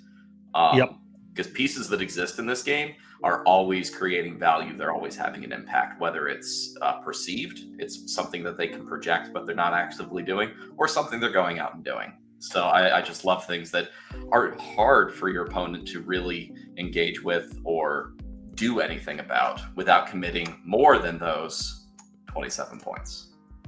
Yep. And this is where core dynamos start to get large, because that Garlgast may be backed up by, a Tyrant, a Ravener, a couple of units of all-core Axers. He's gumming up maybe even a Berserk Jackal or something like that. He's gumming up the center, maybe firing some sprays and demanding a response. And if your opponent doesn't give him a response, he gets to charge things and actually do damage, which is hilarious. But he's essentially forcing your opponent to come into where he is and then bunch up all these models to eliminate this massive 72 box model and give the rest of your excellent Orgoth troops an opportunity just to play in the sprinkler and make Carnage Angels. Oh, it's so true. I've lost many games because I looked at this core module, the Jackal or two and the Garlcast, and I was just like, yep, I can get them. As a matter of fact, at Adepticon, I played against two Horus players. Funny, best out of Adepticon is for the first 2 rounds, I played against Dan playing Horus. It was 2 different Dans playing Horus. It was amazing. And in both games, I absolutely broke, I brought the steel chair down on the Garlcast and remained scenario relevant while doing it. And in both games, it was a complete trap. I lost both, and the reason is because I misunderstood what the actual threat and the danger was, and that was the Axers who then went and played in the Blood Sprinklers that were Howler parts and carved right through my army. The clapback from both engagements was rough.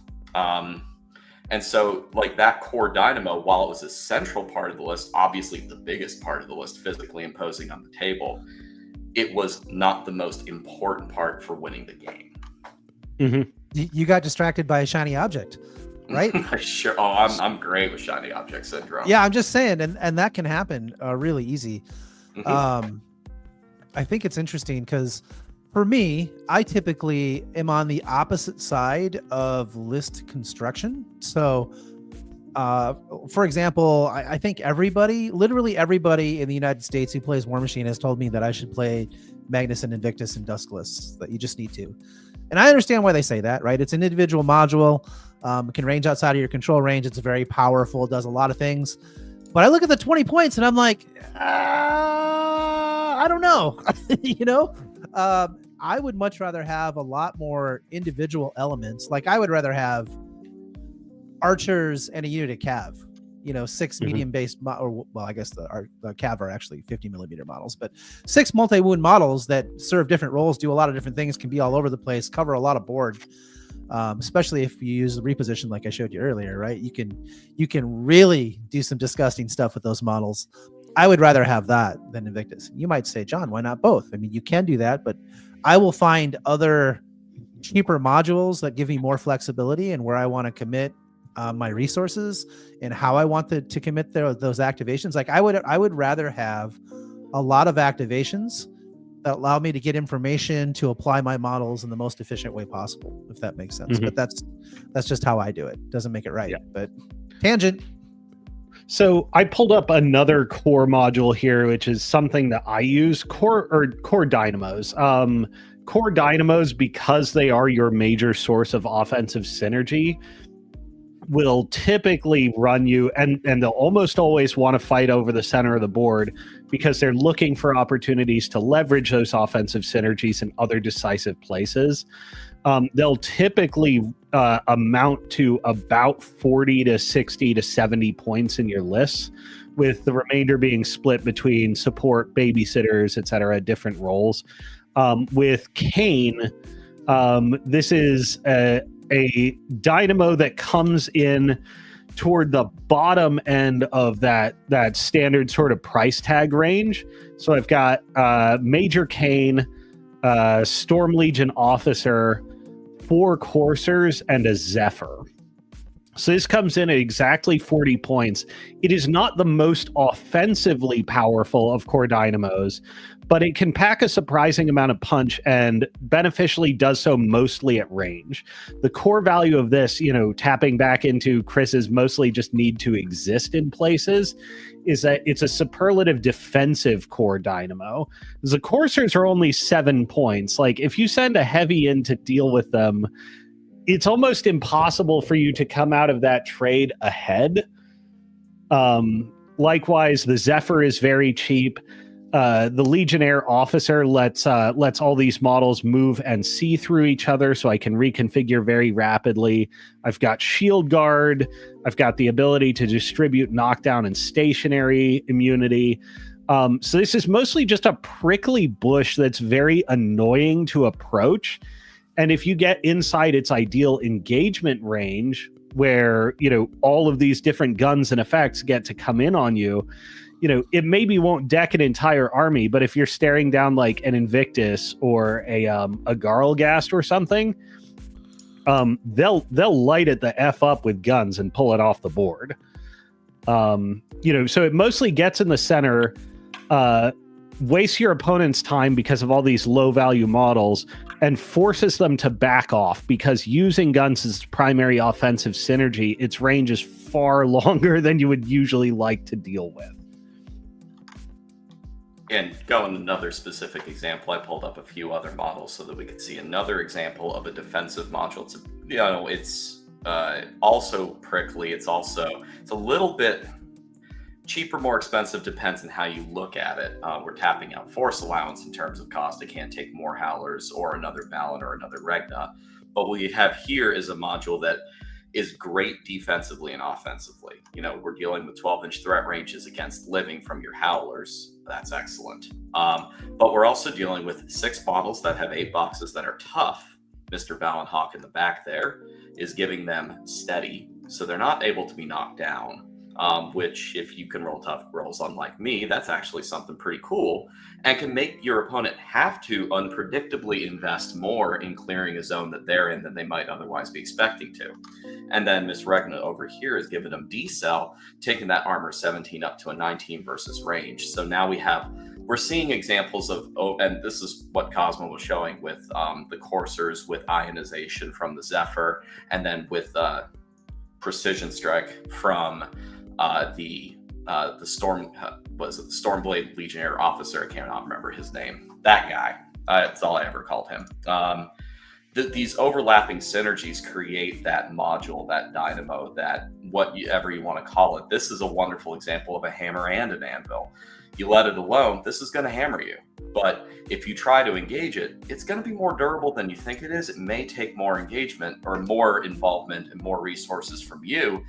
And honestly, a couple lucky rolls go my way, you're going to need a lot more, or you're just not going to accomplish your objectives on the board. That's where this is one reason why you see additional tech like Entropic or Grievous Wounds or other rules that are designed to counter these core dynamos. I don't know what you do to counter Kane's. Kill Kane, I guess. That's what I've always done. You just kill that guy. He's in a trench coat. It's easy. Okay, well, let's circle up the discussion then. So we've given a lot of examples of those two things. So again, we've got core dynamos and we have babysitters. And just for a quick review, core dynamos are things that go into the center, have the flexibility to go multiple directions, support a flank, difficult to deal with, stacking synergies. It's sort of the core of your army, right? And babysitters are things that sit on scenarios. They either are offensive, where they go take far scenario points, or they're defensive and they're designed to protect your scenario points, right? The last thing we want to talk about is skirmishing bands. Now, these are things that you can two use. more things. Oh no, I think we have 3 more on the list, but if we're pressed for time, I guess we can wrap at skirmishing bands. Well, no, we'll go through it. We have time. I'm sorry.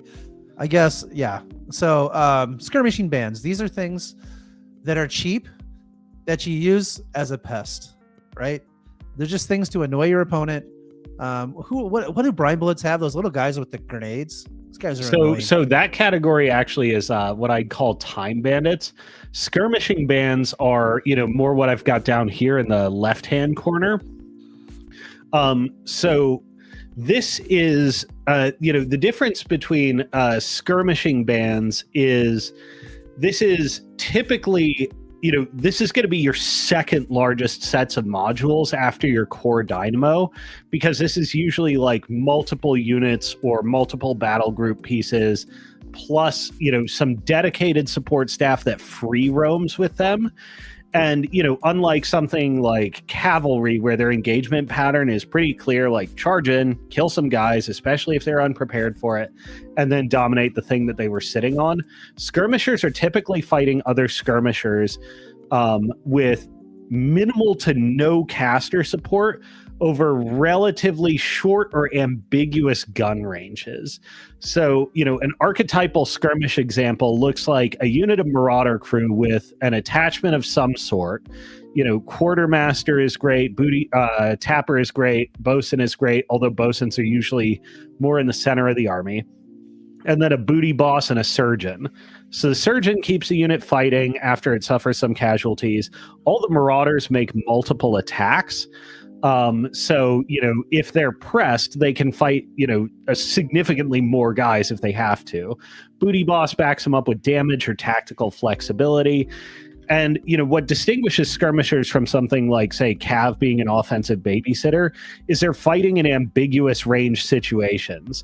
They're fighting over a relatively vertically long objective span where there's a lot of duck and cover back and forth and counter positioning to negotiate the engagement, usually mediated by shooting. And, longest outright threat range often doesn't dictate it. It's dictated by your tactical flexibility and, to a certain extent, your ability to take casualties. So, this set of units and solos can run full functionality without any support whatsoever, fight a lot of guys, fight reasonably hard targets, and, it's just going to operate over those weird range and cover fights that are going to take a long time. So they're great at delaying and they're great at seizing. But it's also, because of their tactical flexibility, it's also very difficult for I'm just going to send a heavy warjack over there and, rout them. They can disperse very easily and make it hard for that heavy to get value out of them. So that's sort of my concept of skirmishers. Yeah, sorry, I got a little confused. Yeah, I all good. But I understand what you're saying now. No, that's okay. That's okay.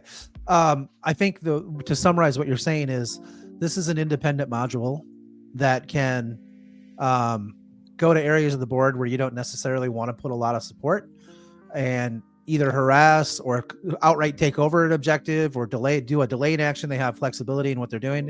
Am I following your concept right there, Alex? Exactly. Yeah. Jump in there, Chris. Sorry, I didn't mean to cut you off. Oh, no, you're fine. You're fine. I was giving another example, and I figured, rather than hump on Infernals, I'd go with another Mark IV army. This is one of my favorite ones. It's just a Winter Corps infantry. There's no solo here. There's no nothing. You take 2 special weapons based on what you think you want for your army. Autocannons or rockets are the common ones, but these ones are great. And you're going to notice a theme here. Same with the Marauders. These guys have a long applicable threat range. They have guns. You're going to find a lot of your skirmishing units. There are melee skirmishing units. They do exist. They are a little bit rare, and honestly, sometimes they're a little bit lower impact because their threat ranges can be a bit shorter, I should say. But the key theme for me for a skirmishing unit is that flexibility in what targets they engage with, and their ability to affect the board from a variety of different ranges. So your Winter Corps infantry are able to hit things that are roughly 19 inches away from any one model in the unit after placement, and then you start shooting speed 6, place 2, 1 inch roughly for the base 10-inch guns. Auto cannons and rockets can hit hard targets. They can hit medium-based targets. They can CRA. They've got a flag that takes them up to a Rat 6. With no other support, they can engage high defense targets. They can engage light warjacks. They can chip some damage on a heavy. Or if they see like real investment from your opponent on the other side, they can scoot away. And I put duck and cover right next to them because if you want to just still no other army resources but a command card, I can play my skirmishing models opposite another skirmishing one. They're now defense 17. They're resistant to blast. They're hard to deal with, and this module is 7 points. It's cheap. It's cheap, and it gets work done. It's one of my favorites to see on the table. You got my brain really turning over there, because Winter Corps actually has another great skirmishing module. It's not necessarily great at scoring, but boy, is it good at like making flanks lose. Is a Bison and a Winter Corps officer. Yeah. And the the Bison will just look at either of these units, either the Brine Blood Marauders or the Winter Corps infantry, and say, nah, guys, you aren't making points or any headway today. And the great thing about modules is they are, recombinable. So if you're certain that, your Mastodon and some other stuff is going to run the center of the board and enable you to dictate how the flanks go from there, you probably split these two up in your Winter Corps army. The infantry goes one way, the Bison and the officer goes the other. On many scenarios, you'll often say, you know what? Let's put these two skirmishing bands together on one side and just say, you are in no way winning this flank, and you're probably going to lose it rather quickly. Also, you still have to fight my Colossal and stuff in the middle. It's my favorite kind of games, making you do what you don't want to do. Yeah, I think we'll do another topic another time about initiative and seizing the initiative in War Machine. Basically asking questions of your opponent. Can you deal with this? Can you deal with that? And forcing them to play your game as opposed to being reactive. Nothing wrong with being reactive. You're going to react to the things they do. But there's a lot of advantage to seizing the initiative in War Machine for sure. Yep. For me, I don't really play skirmishing bands. They're a little more independent. Often I will play archers, Dreadguard archers. They're very good at coming up the table. Sometimes I will give them, if depending on what it's across from them, I will give them the Mage Hunter Commander to allow them to reposition. That makes them much more effective at sort of pounding everything. And a lot of times I take, for a command card, I take what's the one that allows you to walk out of combat and shoot? Unstoppable. Yeah. Unstoppable. Yeah. Yeah. I forget what the name of the card is. And it's not Line Breaker anymore. It's something else. Breakthrough. That's exactly it. Now, a lot of people always look at me funny, but I get good use out of that card every game, because a lot of times people get frustrated with the archers, and to deal with them, they run and engage them, and then you just walk out of combat, blow everything up. No, I don't do that. Those guys are serial killers. They'll murder you in melee. Every time I've ever engaged archers, they're just like, oh, 12's fine. Sure. Easy. Learned my lesson. They are a wonderful skirmishing. I was making a face because you said you didn't really play them. I'm like, that ain't true. No, they're in every list. Yeah, they're recombinable too, which is what's interesting about this, because a lot of the time, Dusk's Eldritch models, like the larger based undead models, don't necessarily lend themselves towards skirmishing the way some of their other small based options do. But archers do a really good job of it if you give them the appropriate resources and task them with it. You'll often see them just hanging out near the core of the army and exerting, a timer on your opponent to force them to engage the core of your force. But, once again, all this stuff, a well-built list is recombinable in many different ways. Flexible is the word of the day. Let's move on to the next thing. Alex, you brought up Time Bandits, and I've got a good example that I know you're probably going to share. But, Yeah, but you go ahead and go first.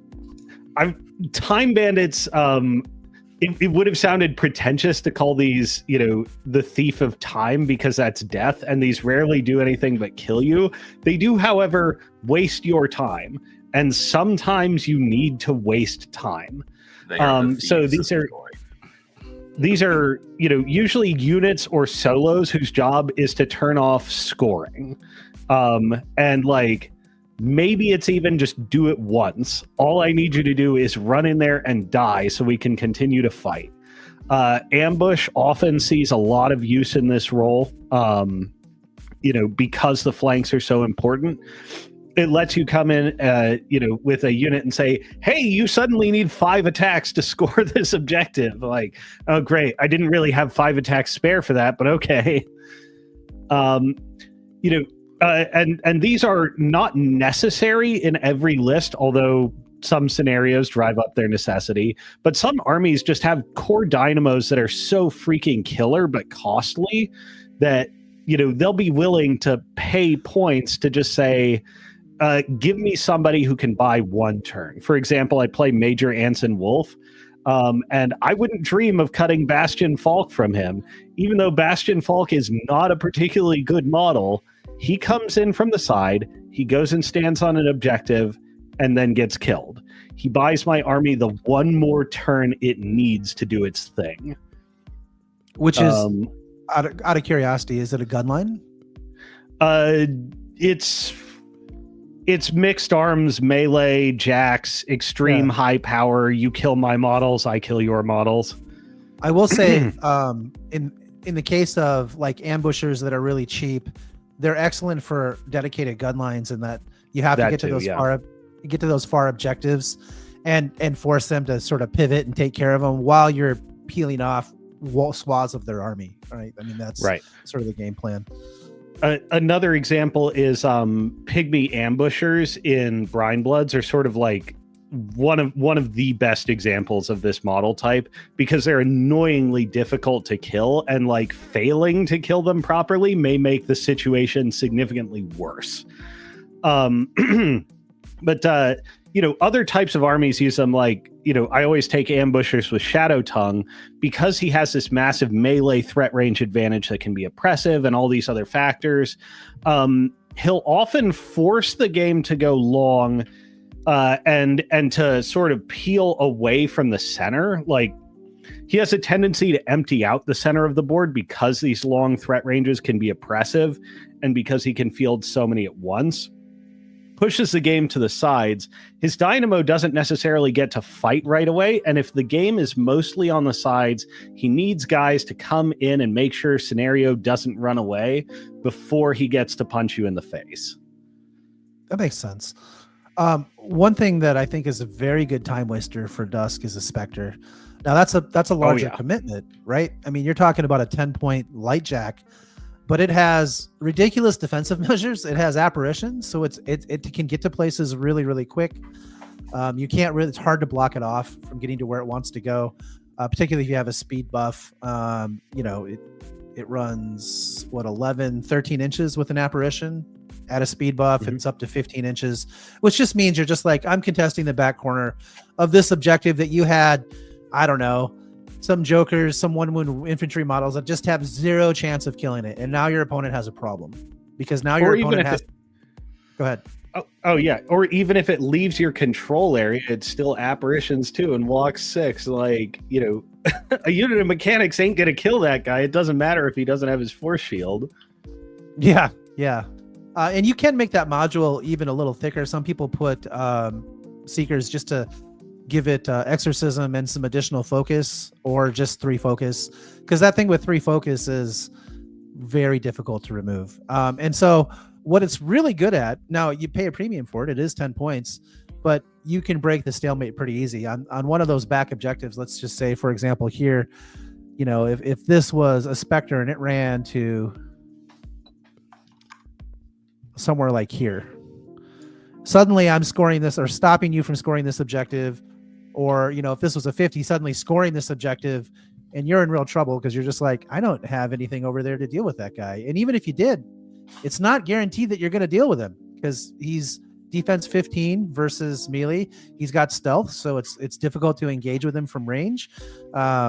He's 13, 19 just in general for his defense. I mean, that includes a shield. So yeah, and then if he has any focus, he can reduce damage by 5 by spending a focus, just like a warcaster for overboosting their field. So he's just a nightmare, and your opponents can waste a lot of time. You can force your opponent to redirect a chunk of his army to an area where he doesn't want it to go, and then have to reset and come back into the game after they've dealt with your Spectre. And a disaster can happen where they redirect a chunk of their army, and the Spectre just lives because it's in a defensive space where cascading dice failures can cause it just to live through things maybe it shouldn't live through, but it becomes so dicey that if you get on the better end of variance as the Spectre owner, it just lives through things. You're just like, wow, that was cool. And there's then nothing worse than committing a heavy to get your scenario unjammed by a Spectre and the heavy fails. Yeah, which can happen easy. I mean, you need 8s to hit, right? Like, that's like, even if you're just like, fine, I buff the heavy, he's mat 9. Cool. You need 6s to hit. That's also not automatic. You can miss 2 of those in a hurry, and then suddenly it's like, well, that didn't go well. So yep. Yeah. And the thing that that's 10 points that requires 30 points of investment to clear. Yeah, that really highlights, the big value here is like the value of these models tends to skew heavily toward their mobility and then toward their defensive stats once again.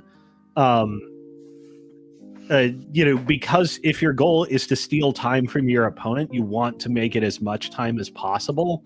And there's a great example within one faction. If you look between the Fire Warrior ambushers, like, they don't have the stats, they don't have the damage numbers to be mainline contender infantry, so they're sort of relegated to the flanks. They're probably playing an ambush. The problem is they're competing directly against Pig Boarding Party. So these Fire Warriors can shield wall up to arm 16, and they have amphibious and all these. It's cute. Their offenses are a little better than Pygmy Boarding Party. Pygmy Boarding Party is defense 14 dodge, and they get to shoot back at you when you miss with a gun. They're annoying too, literally and figuratively. Oh yeah, defense 15 against melee if you're living. And the Fire Warriors will tend to walk on often into shield wall, but they don't necessarily have to. And they'll be like 13, 14, 13, 16 in melee and at range. That's 5 models. It's pretty easy to clear. 5 Pig Boarding Party is outrageous to clear. And even though their offense is just significantly less, the unit excels in the role because they're so much harder to get rid of. I don't think I've ever seen them throw an attack, and they're one of my most hated units in the game. Oh man, I've had some Pig Boarding Party ambushes that turned into disasters for my opponents. Oh yes, I have definitely missed.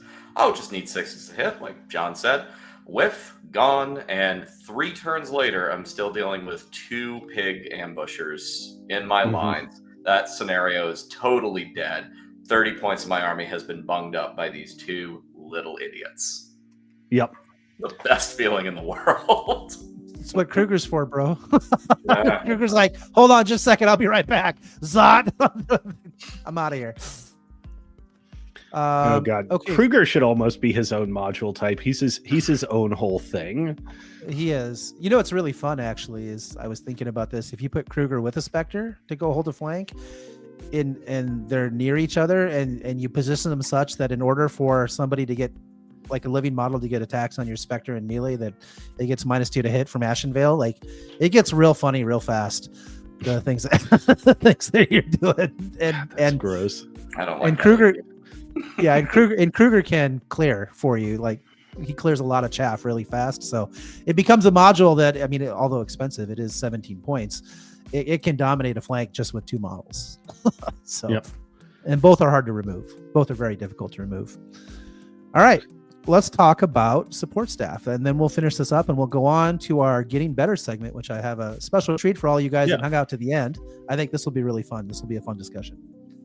Yeah, so support staff, and sort of the reason I didn't include these in core dynamos is it's actually really important to conceptualize that your support models do actually have a life independent of the models that they're supporting and will move differently, particularly as the game goes on. So these are typically backline models. They often hang to the center because those are the models that often need support, but not always. And they're essentially your stash of reserve babysitters. They don't usually do much on their own.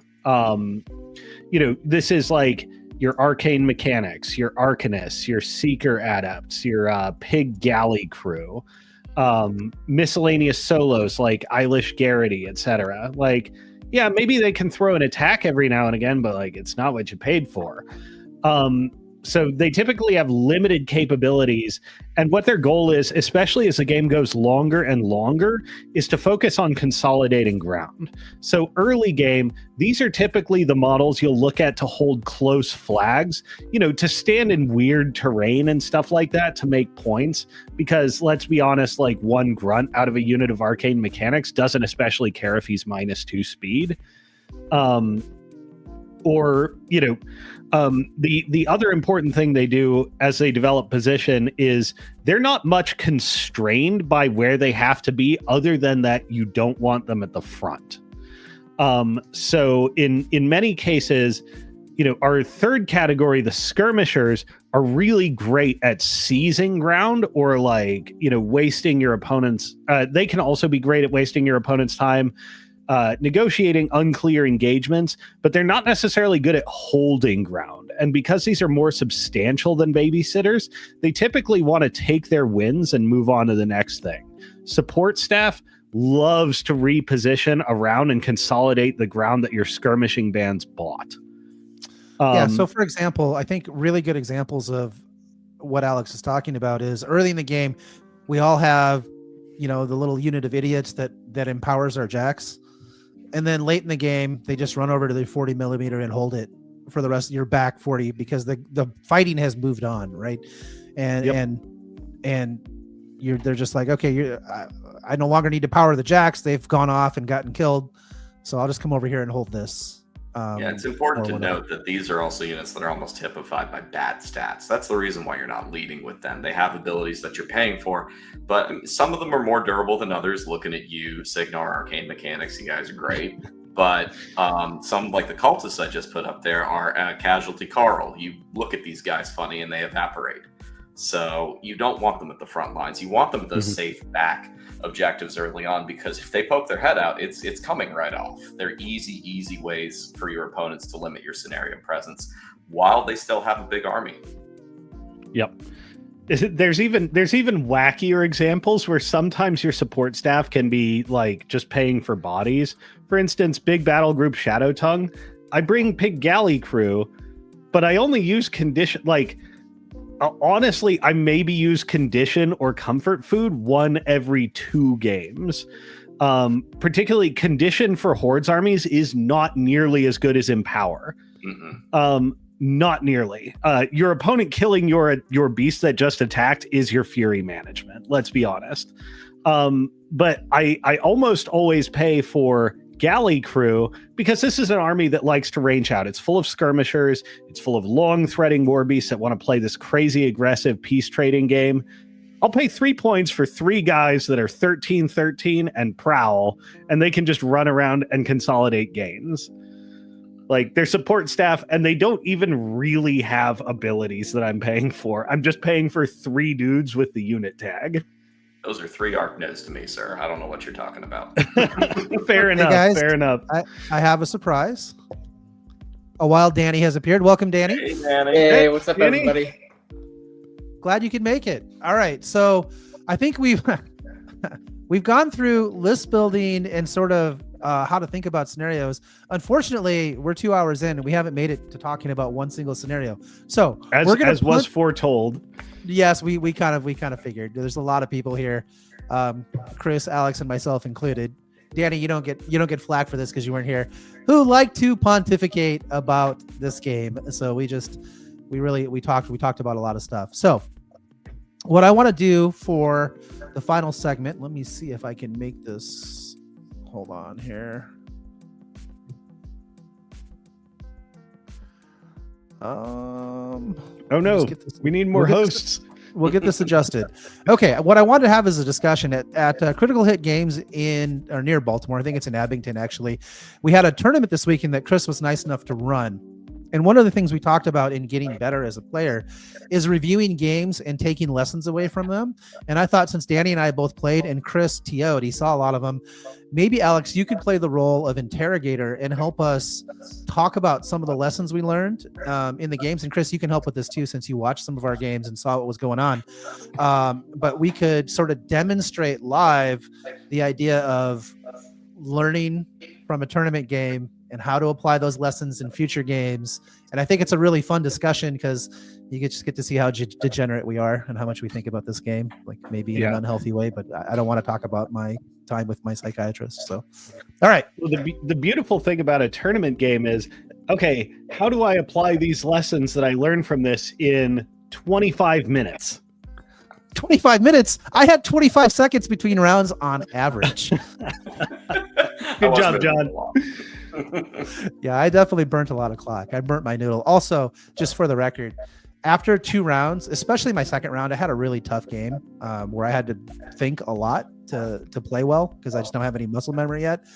Against Erica Bev from Tried and True, Dusk Off. That was kind of fun. It was a great game.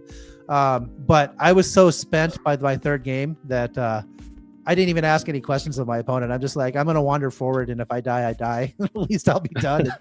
Spoiler alert, I died, so I don't recommend that, by the way, but we'll talk about that a little bit. So, Danny, let's start off with how did your first round go? Or actually, how about because we're running kind of tight on time, let's talk about your most memorable game and what you took from it.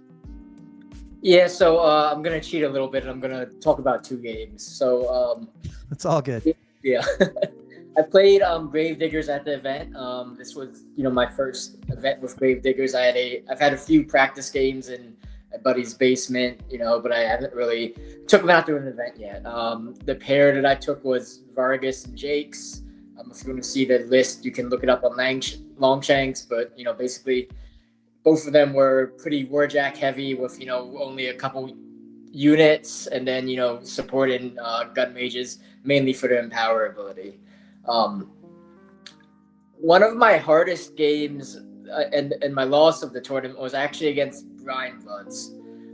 So I was playing Andy Bev, you just mentioned Erica Bev, John. So, I was playing Andy Bev, and one of the things that's really important in any game of War Machine is to determine the minimum amount of things that you need to do in any given turn. Just execute those, make sure you have some backups in play, and then move on. The very first thing you should be doing is looking at the scenario, right? Because, the fastest way to lose a game of War Machine is to lose scenario on your own turn.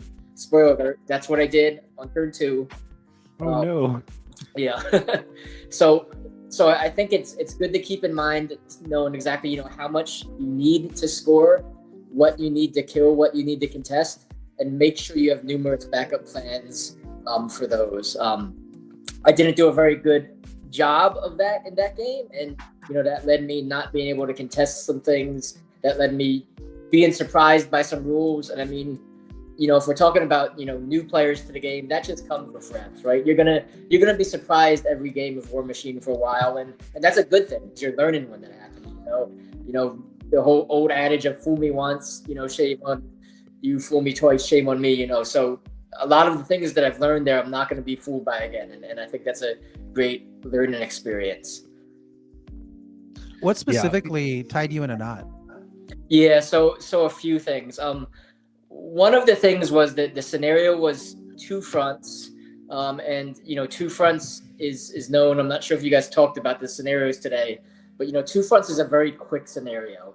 If you're not ready for it, the second player can score 6 points, pass the clock back to you, and you need to score 4 points so you're out of the game. So I was trying to do that, honestly. I was really heavily favoring the side with the 2 40mm objectives, even though my army is pretty warjack heavy, thinking that I'm gonna, Rhine Bloods have Marauders, right? They're these 12, 13 idiots with 5 boxes. I'll kill all of them with Plugger. So I was ready to blow Andy out on Scneario. Obviously, it didn't work like that. But what really surprised me was on the right side with the 50s, I set up a heavy contested my flag. I knew that he had, I believe they're called like Vroggers. They're like the little frogs that have the pull tongues, right? So I knew that was a thing. So I was like, okay, I'm going to airdrop in a blocker. And one of the key things about blockers is they have shield guard. I said, I'll put the blocker behind my heavy. If he tries to pull it in, I'll shield guard it. It will pull the blocker into my heavy. No harm, no foul. So as long as I stay out of threat of charge range, it's all good. What I didn't realize was that one of the other dire trolls has a net knockdown gun. And when you're knocked down, shield guard doesn't work. So, smartly enough, Andy shot me with the net gun. He asked me if I wanted to shield guard it. I said, absolutely not. He knocked down all 3 of my, 2 of my jacks, and then Bruno, who was hiding in the woods, and then they dragged in my heavy and killed it. So, from the turn 2, I was already down a heavy. I was surprised. And I had to kind of untie myself from that knot from the get-go. Welcome to War Machine. Yeah, welcome to War Machine, baby.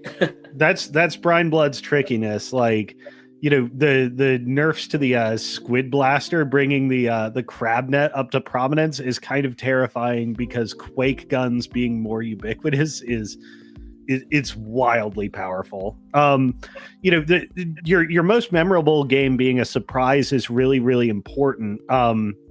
Because, just like the fool me once, fool me twice, there is a specific adage for this in War Machine, which is if you are surprised in a game, you are almost certainly going to lose. And specifically digging out source of surprise and analyzing it deeply, whether it be like interlocking technology, or just like particularly clever strategic play. Like it's super important, because it is incumbent on you to make sure it doesn't happen again.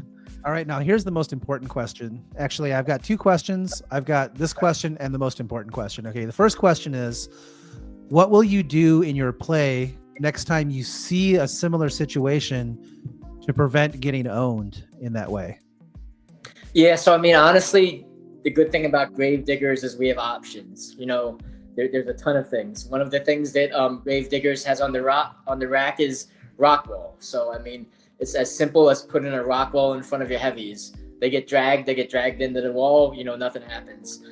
Positioning is another thing. So after the game, when you're tricked by something, what I like to do is I like to take the entire list, put it in a war room, on the way home, or when you're out with dinner with friends, look at it, break it down, look at all of the interconnected pieces. One thing I noticed about that gun is it's an AoE 2, and shield guard is 3 inches, right? So if I was a little more precious with my position in there, I wouldn't have knocked down my shield guard and everything would have been great. So there's always options, right? So it's just figuring out what the best one is going to be for the game you're playing at that point. Awesome. And the most important question is, Brad Park a flying bear? Brad Park is 100% a flying bear. All right. We'll have to tell that story someday, because I don't know it, but it sounds like fun. All right. All right. I guess I'll go through 1 or 2 of my games. I played 3 games. I went 1 and 2.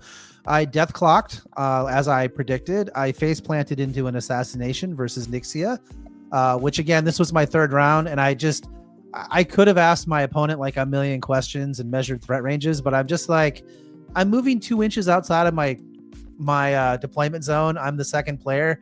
I'm probably safe behind this wall. No, I mean, I died. Now, to be fair, I think the assassination was like sub 40%. But that's just how it goes.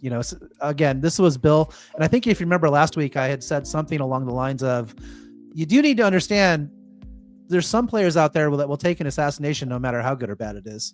They literally are Han Solo. Never tell me the odds. I'm not kidding. I think he played 90 minutes of War Machine that entire tournament. Yeah, 3 rounds, 90 minutes. Ride or die. Yeah, exactly. And so but I learned a lot about Nixia, and much like Danny, I'll be going over all those cards so I can see all the synergies. And there's some things I can do to shut down a lot of those assassination vectors and certain threat ranges. For example, the Wyvern is a very important piece in making all that happen. So I can just make sure that my caster maybe moves horizontally or sideways to be out of wherever the Wyvern's coming in to drop that aura on me, because it's only a 10-inch range off the Wyvern. You can also block off areas for it to land to make it difficult to get your caster in that aura. There's a lot of things you can do to prevent the assassination, but probably the most important is just like understanding that it's going to happen.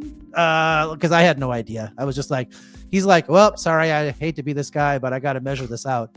I'm like, measure what out? I'm like 2 inches outside of my deployment zone, and of course, I'm playing Hazaroth, and normally I'm camping at least 6 and sometimes 7. It just sort of depends on how I'm playing the game. And if I was camping 6, 0% chance to assassinate me.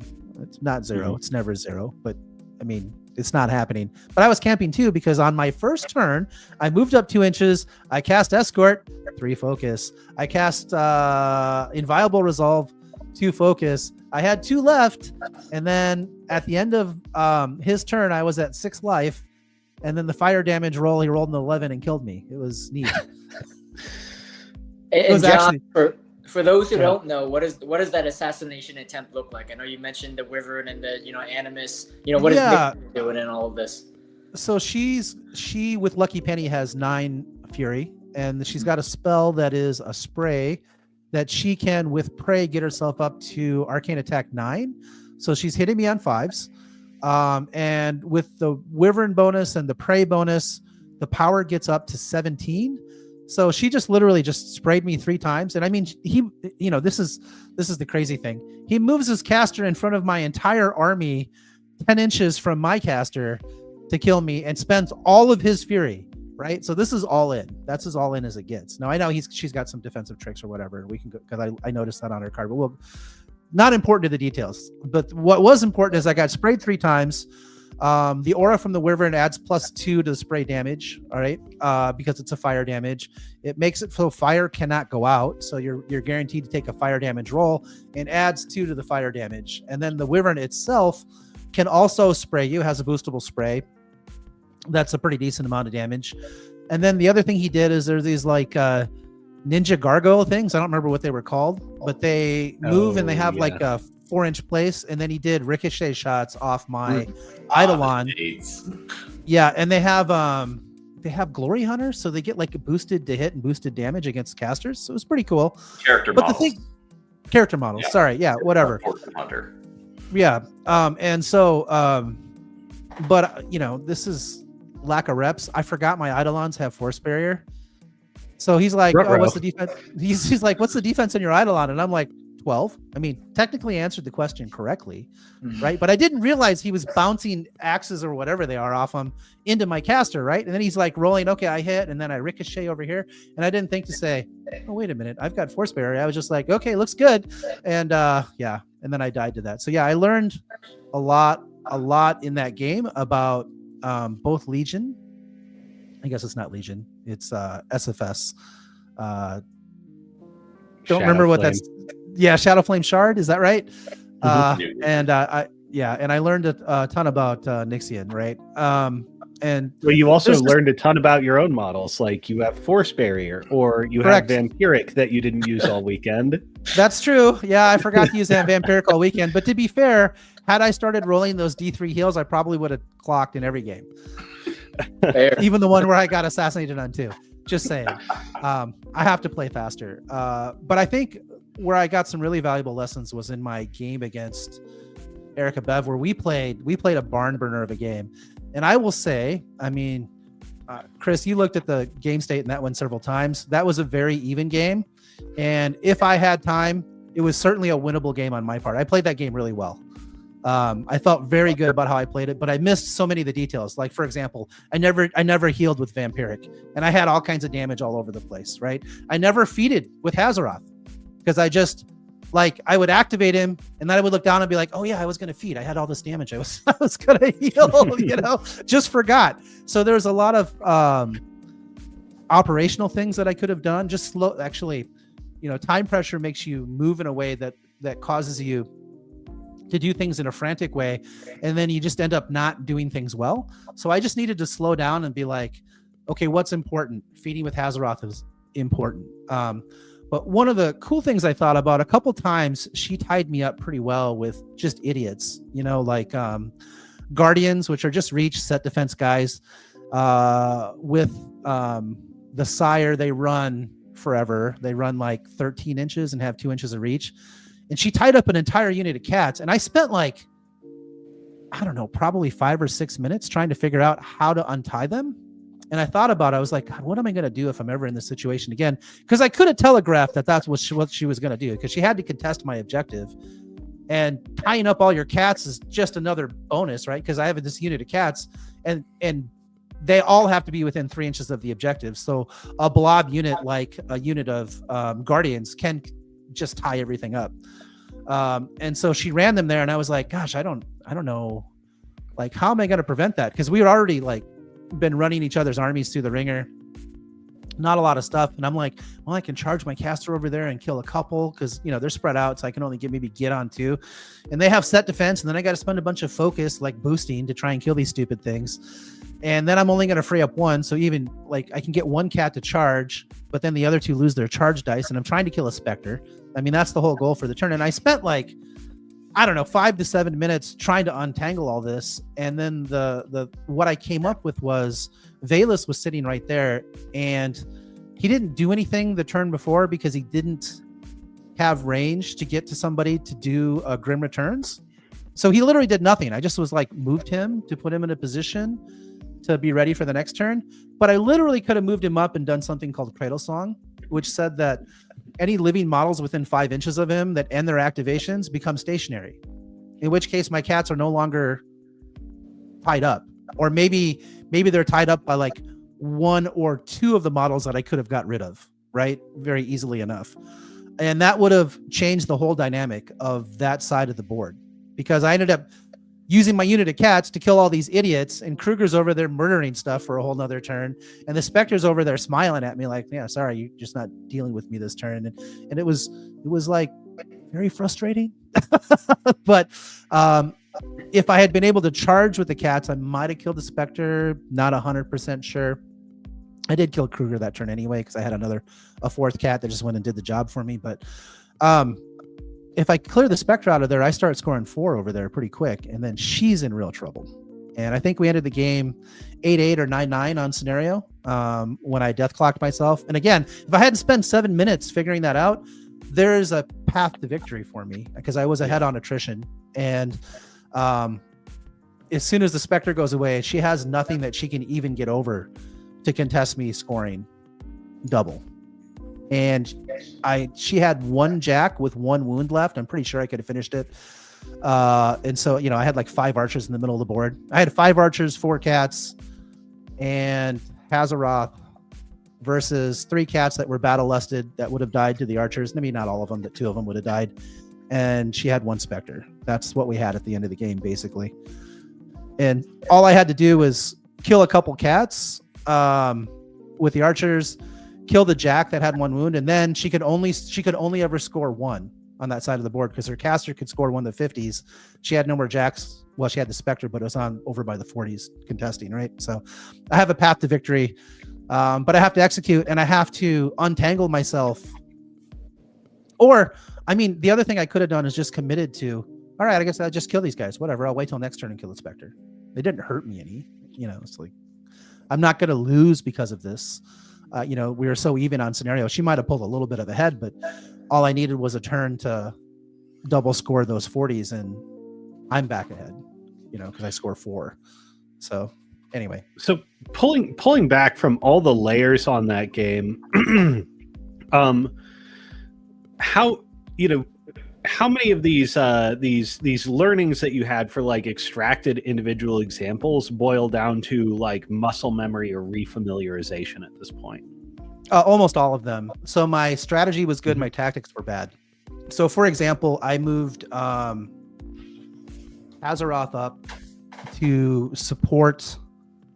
I had 3 Slayers that went out on a ghast, right? And they were they were contesting her 50 and protecting, and so she had to kill them all. And what happened was, I'm not sure. I have to go back and replay this. I'm not sure. I needed to look for a way to do this, but basically Hazaroth's got 6 focus. She's not killing those guys that are contesting her 50, and she would have scored 0 on that turn. If I have Hazaroth there, he was in a safe spot. She couldn't get to him without maybe with committing her cats, but she had the UA on the swordsman that allows them to put out the entropic aura, so I couldn't save them. So my plan was good. I forgot that guy had an entropic aura, but I've got Isafril over there. I probably could have just sprayed that idiot and killed him. And then now I've got a situation where I'm in good shape. And then actually a turn past that, I made another mistake because of muscle memory and movement. I moved my seekers. I just moved all 3 like you would in old school War Machine, Mark II, Mark III. You just move all 3 6, you're good, right? I should have moved one, placed one within 2 inches forward, so I could have got an exorcism on Isafril because she got charged by battle-lusted cats when I had 3 focus, which by math, she probably shouldn't die, but she got a harm off and I had inviolable resolve. But if I had exorcismed her, I don't die there. So that's one thing. The other thing I could have done in that same situation is Dices could not have dropped harm on me if I just Shadowmancered. So Hazaroth had, because I cast Inviolable Resolve on her, and I could have spent 3 for Shadowmancer, but I didn't think I needed the damage output, and I wanted to keep it on Hazaroth to maybe keep some models alive. But had I just cast Shadowmancer, number 1, the kill is more automatic because I get +2 to my strength eventually. Like I do 2 more damage because of the Scything Touch effect. And now she's stealthed, so Dices can't get close enough to drop harm on her. So another way that she probably lives through that. And again, if she lives through that cat charge, game ends right there as long as I don't clock, because she just turns around and kills all the cats because they're defense 11, like whatever. And I hadn't feeded with Hazaroth. I'm pretty sure if Isafril had been on like 3 or 5 life, I would have thought maybe I should feed now, and probably could have managed to remember it. I mean, there's no guarantee because I was a little bit, So weirdly John, weird. one of the Yeah. One of the things that you were saying is that you forgot to feed turn after turn with Haz, right? And kind of like a real world tactic that I've used, because everyone's been there, right? Everybody's like, oh man, I forgot to feed next turn, I forgot again. Is everybody usually has a dry erase marker, right, for marking your tokens, or you have a feat token. Something you can do is, if you keep forgetting something, write it on the back of your hand, right? Like remember the feat, or hold that feat token in your hand as you're activating stuff. And just little things like that during the game can help kind of remind you that I need the feat this turn. Yeah. I've given that advice to a lot of people back in the old Mark III days, and soon the Mark IV days. I require first on the back of both of my hands. I'm right-handed, so that first was a little fuzzy looking. One of the things that I tell people, if you have models that ambush, because I hear it all the time, I forgot to ambush. Put your ambusher by your clock, so that you have to move it out of the way, but you slap your clock. Oh yeah, that guy. Yeah, there he is. Put it somewhere that you're going to access, that you have to interact with it. Danny's point, the feat token. On a feat turn, I pick that thing up and I put it in my hand, and I'm holding it the whole time. I'm thinking about what to do with my turn. And then, halfway through the turn, I'm going to feed, right. I will forget even holding it, but just having that tactile reminder really helps me out. Yeah, like I said, in reviewing all my games, most of my strategically, I was very good. Tactically, I was very bad, but I think that's just muscle memory, and like you have to burn your noodle so hard to do things tactically that should be in muscle memory. Like you're just like, okay, I need to place this guy here so that he can do this, and this can happen, and that can happen. And there's a lot of things that I missed opportunities on. Like there were several turns where I could have Grim Returns to model if I had remembered to reposition within range of walk and Grim Returns. Like I repositioned, I just didn't reposition backwards with that one particular model so that I could have the option, stuff like that. And there's a lot of little things that'll become automatic, but it was a great tournament. Thank you for running it, Chris. Like I said, I learned a ton. See you all out. I gotta say, like, I got to watch 24 games of War Machine. You guys got to watch 3, so it was a heck of a turnout. We had 16 players and a wait list. It was insane. Super happy to see it. And the biggest takeaway I have for the scenario, like bringing it all back, is that aside from Bill playing 90 minutes of War Machine, nobody else had a quick game. Nobody got blown out on scenario. We ran the gamut here. We had WTC players in house, and we also had people where this was their first tournament, and they'd play maybe, I don't know, a small handful of War Machine games before, and it was just so cool to see. I mean, I watched Eric, your friend John, hanging with Andy Bev, round 1, so total noob against WTC player, and that game went for 90 minutes. No blowout in scenario, and that's just the whole day. So it was just super cool to see that everyone was having actual full games and not losing to the thing you would think they would lose to so quickly. Everyone was scenario up all day until clocks got low, and then things always get funky when that happens. They do indeed. So yeah. So I guess we're a little bit over. I apologize, guys, for keeping you late. But I thought it was good discussion. And I apologize to those listeners, the 10 intrepid stoles that are still with us. Thank you for hanging out. We love you. We love this game. We love the community. We're glad you're here. And next week, we'll probably go into each individual scenario and talk about strategy and how to use the different types of elements, you know, where you would put your core dynamos, where you would put your skirmishers, where you would put your time bandits, or if you, and I should also say, this is a little late, but you don't have to have all of those, those things, those elements, those modules built into your list. You can mix and match and build your list to your style and how you want to address the scenarios. And a lot of it is going to be faction dependent or army list dependent. You may not have good options for some of them, right? That's okay. You just build your list in a different way, and there's a million ways to skin that cat. So absolutely. All right, everyone, we're signing out. Peace and love. We love you all, and we'll see you next week. All right, bye everybody. Bye everybody. Take care, guys.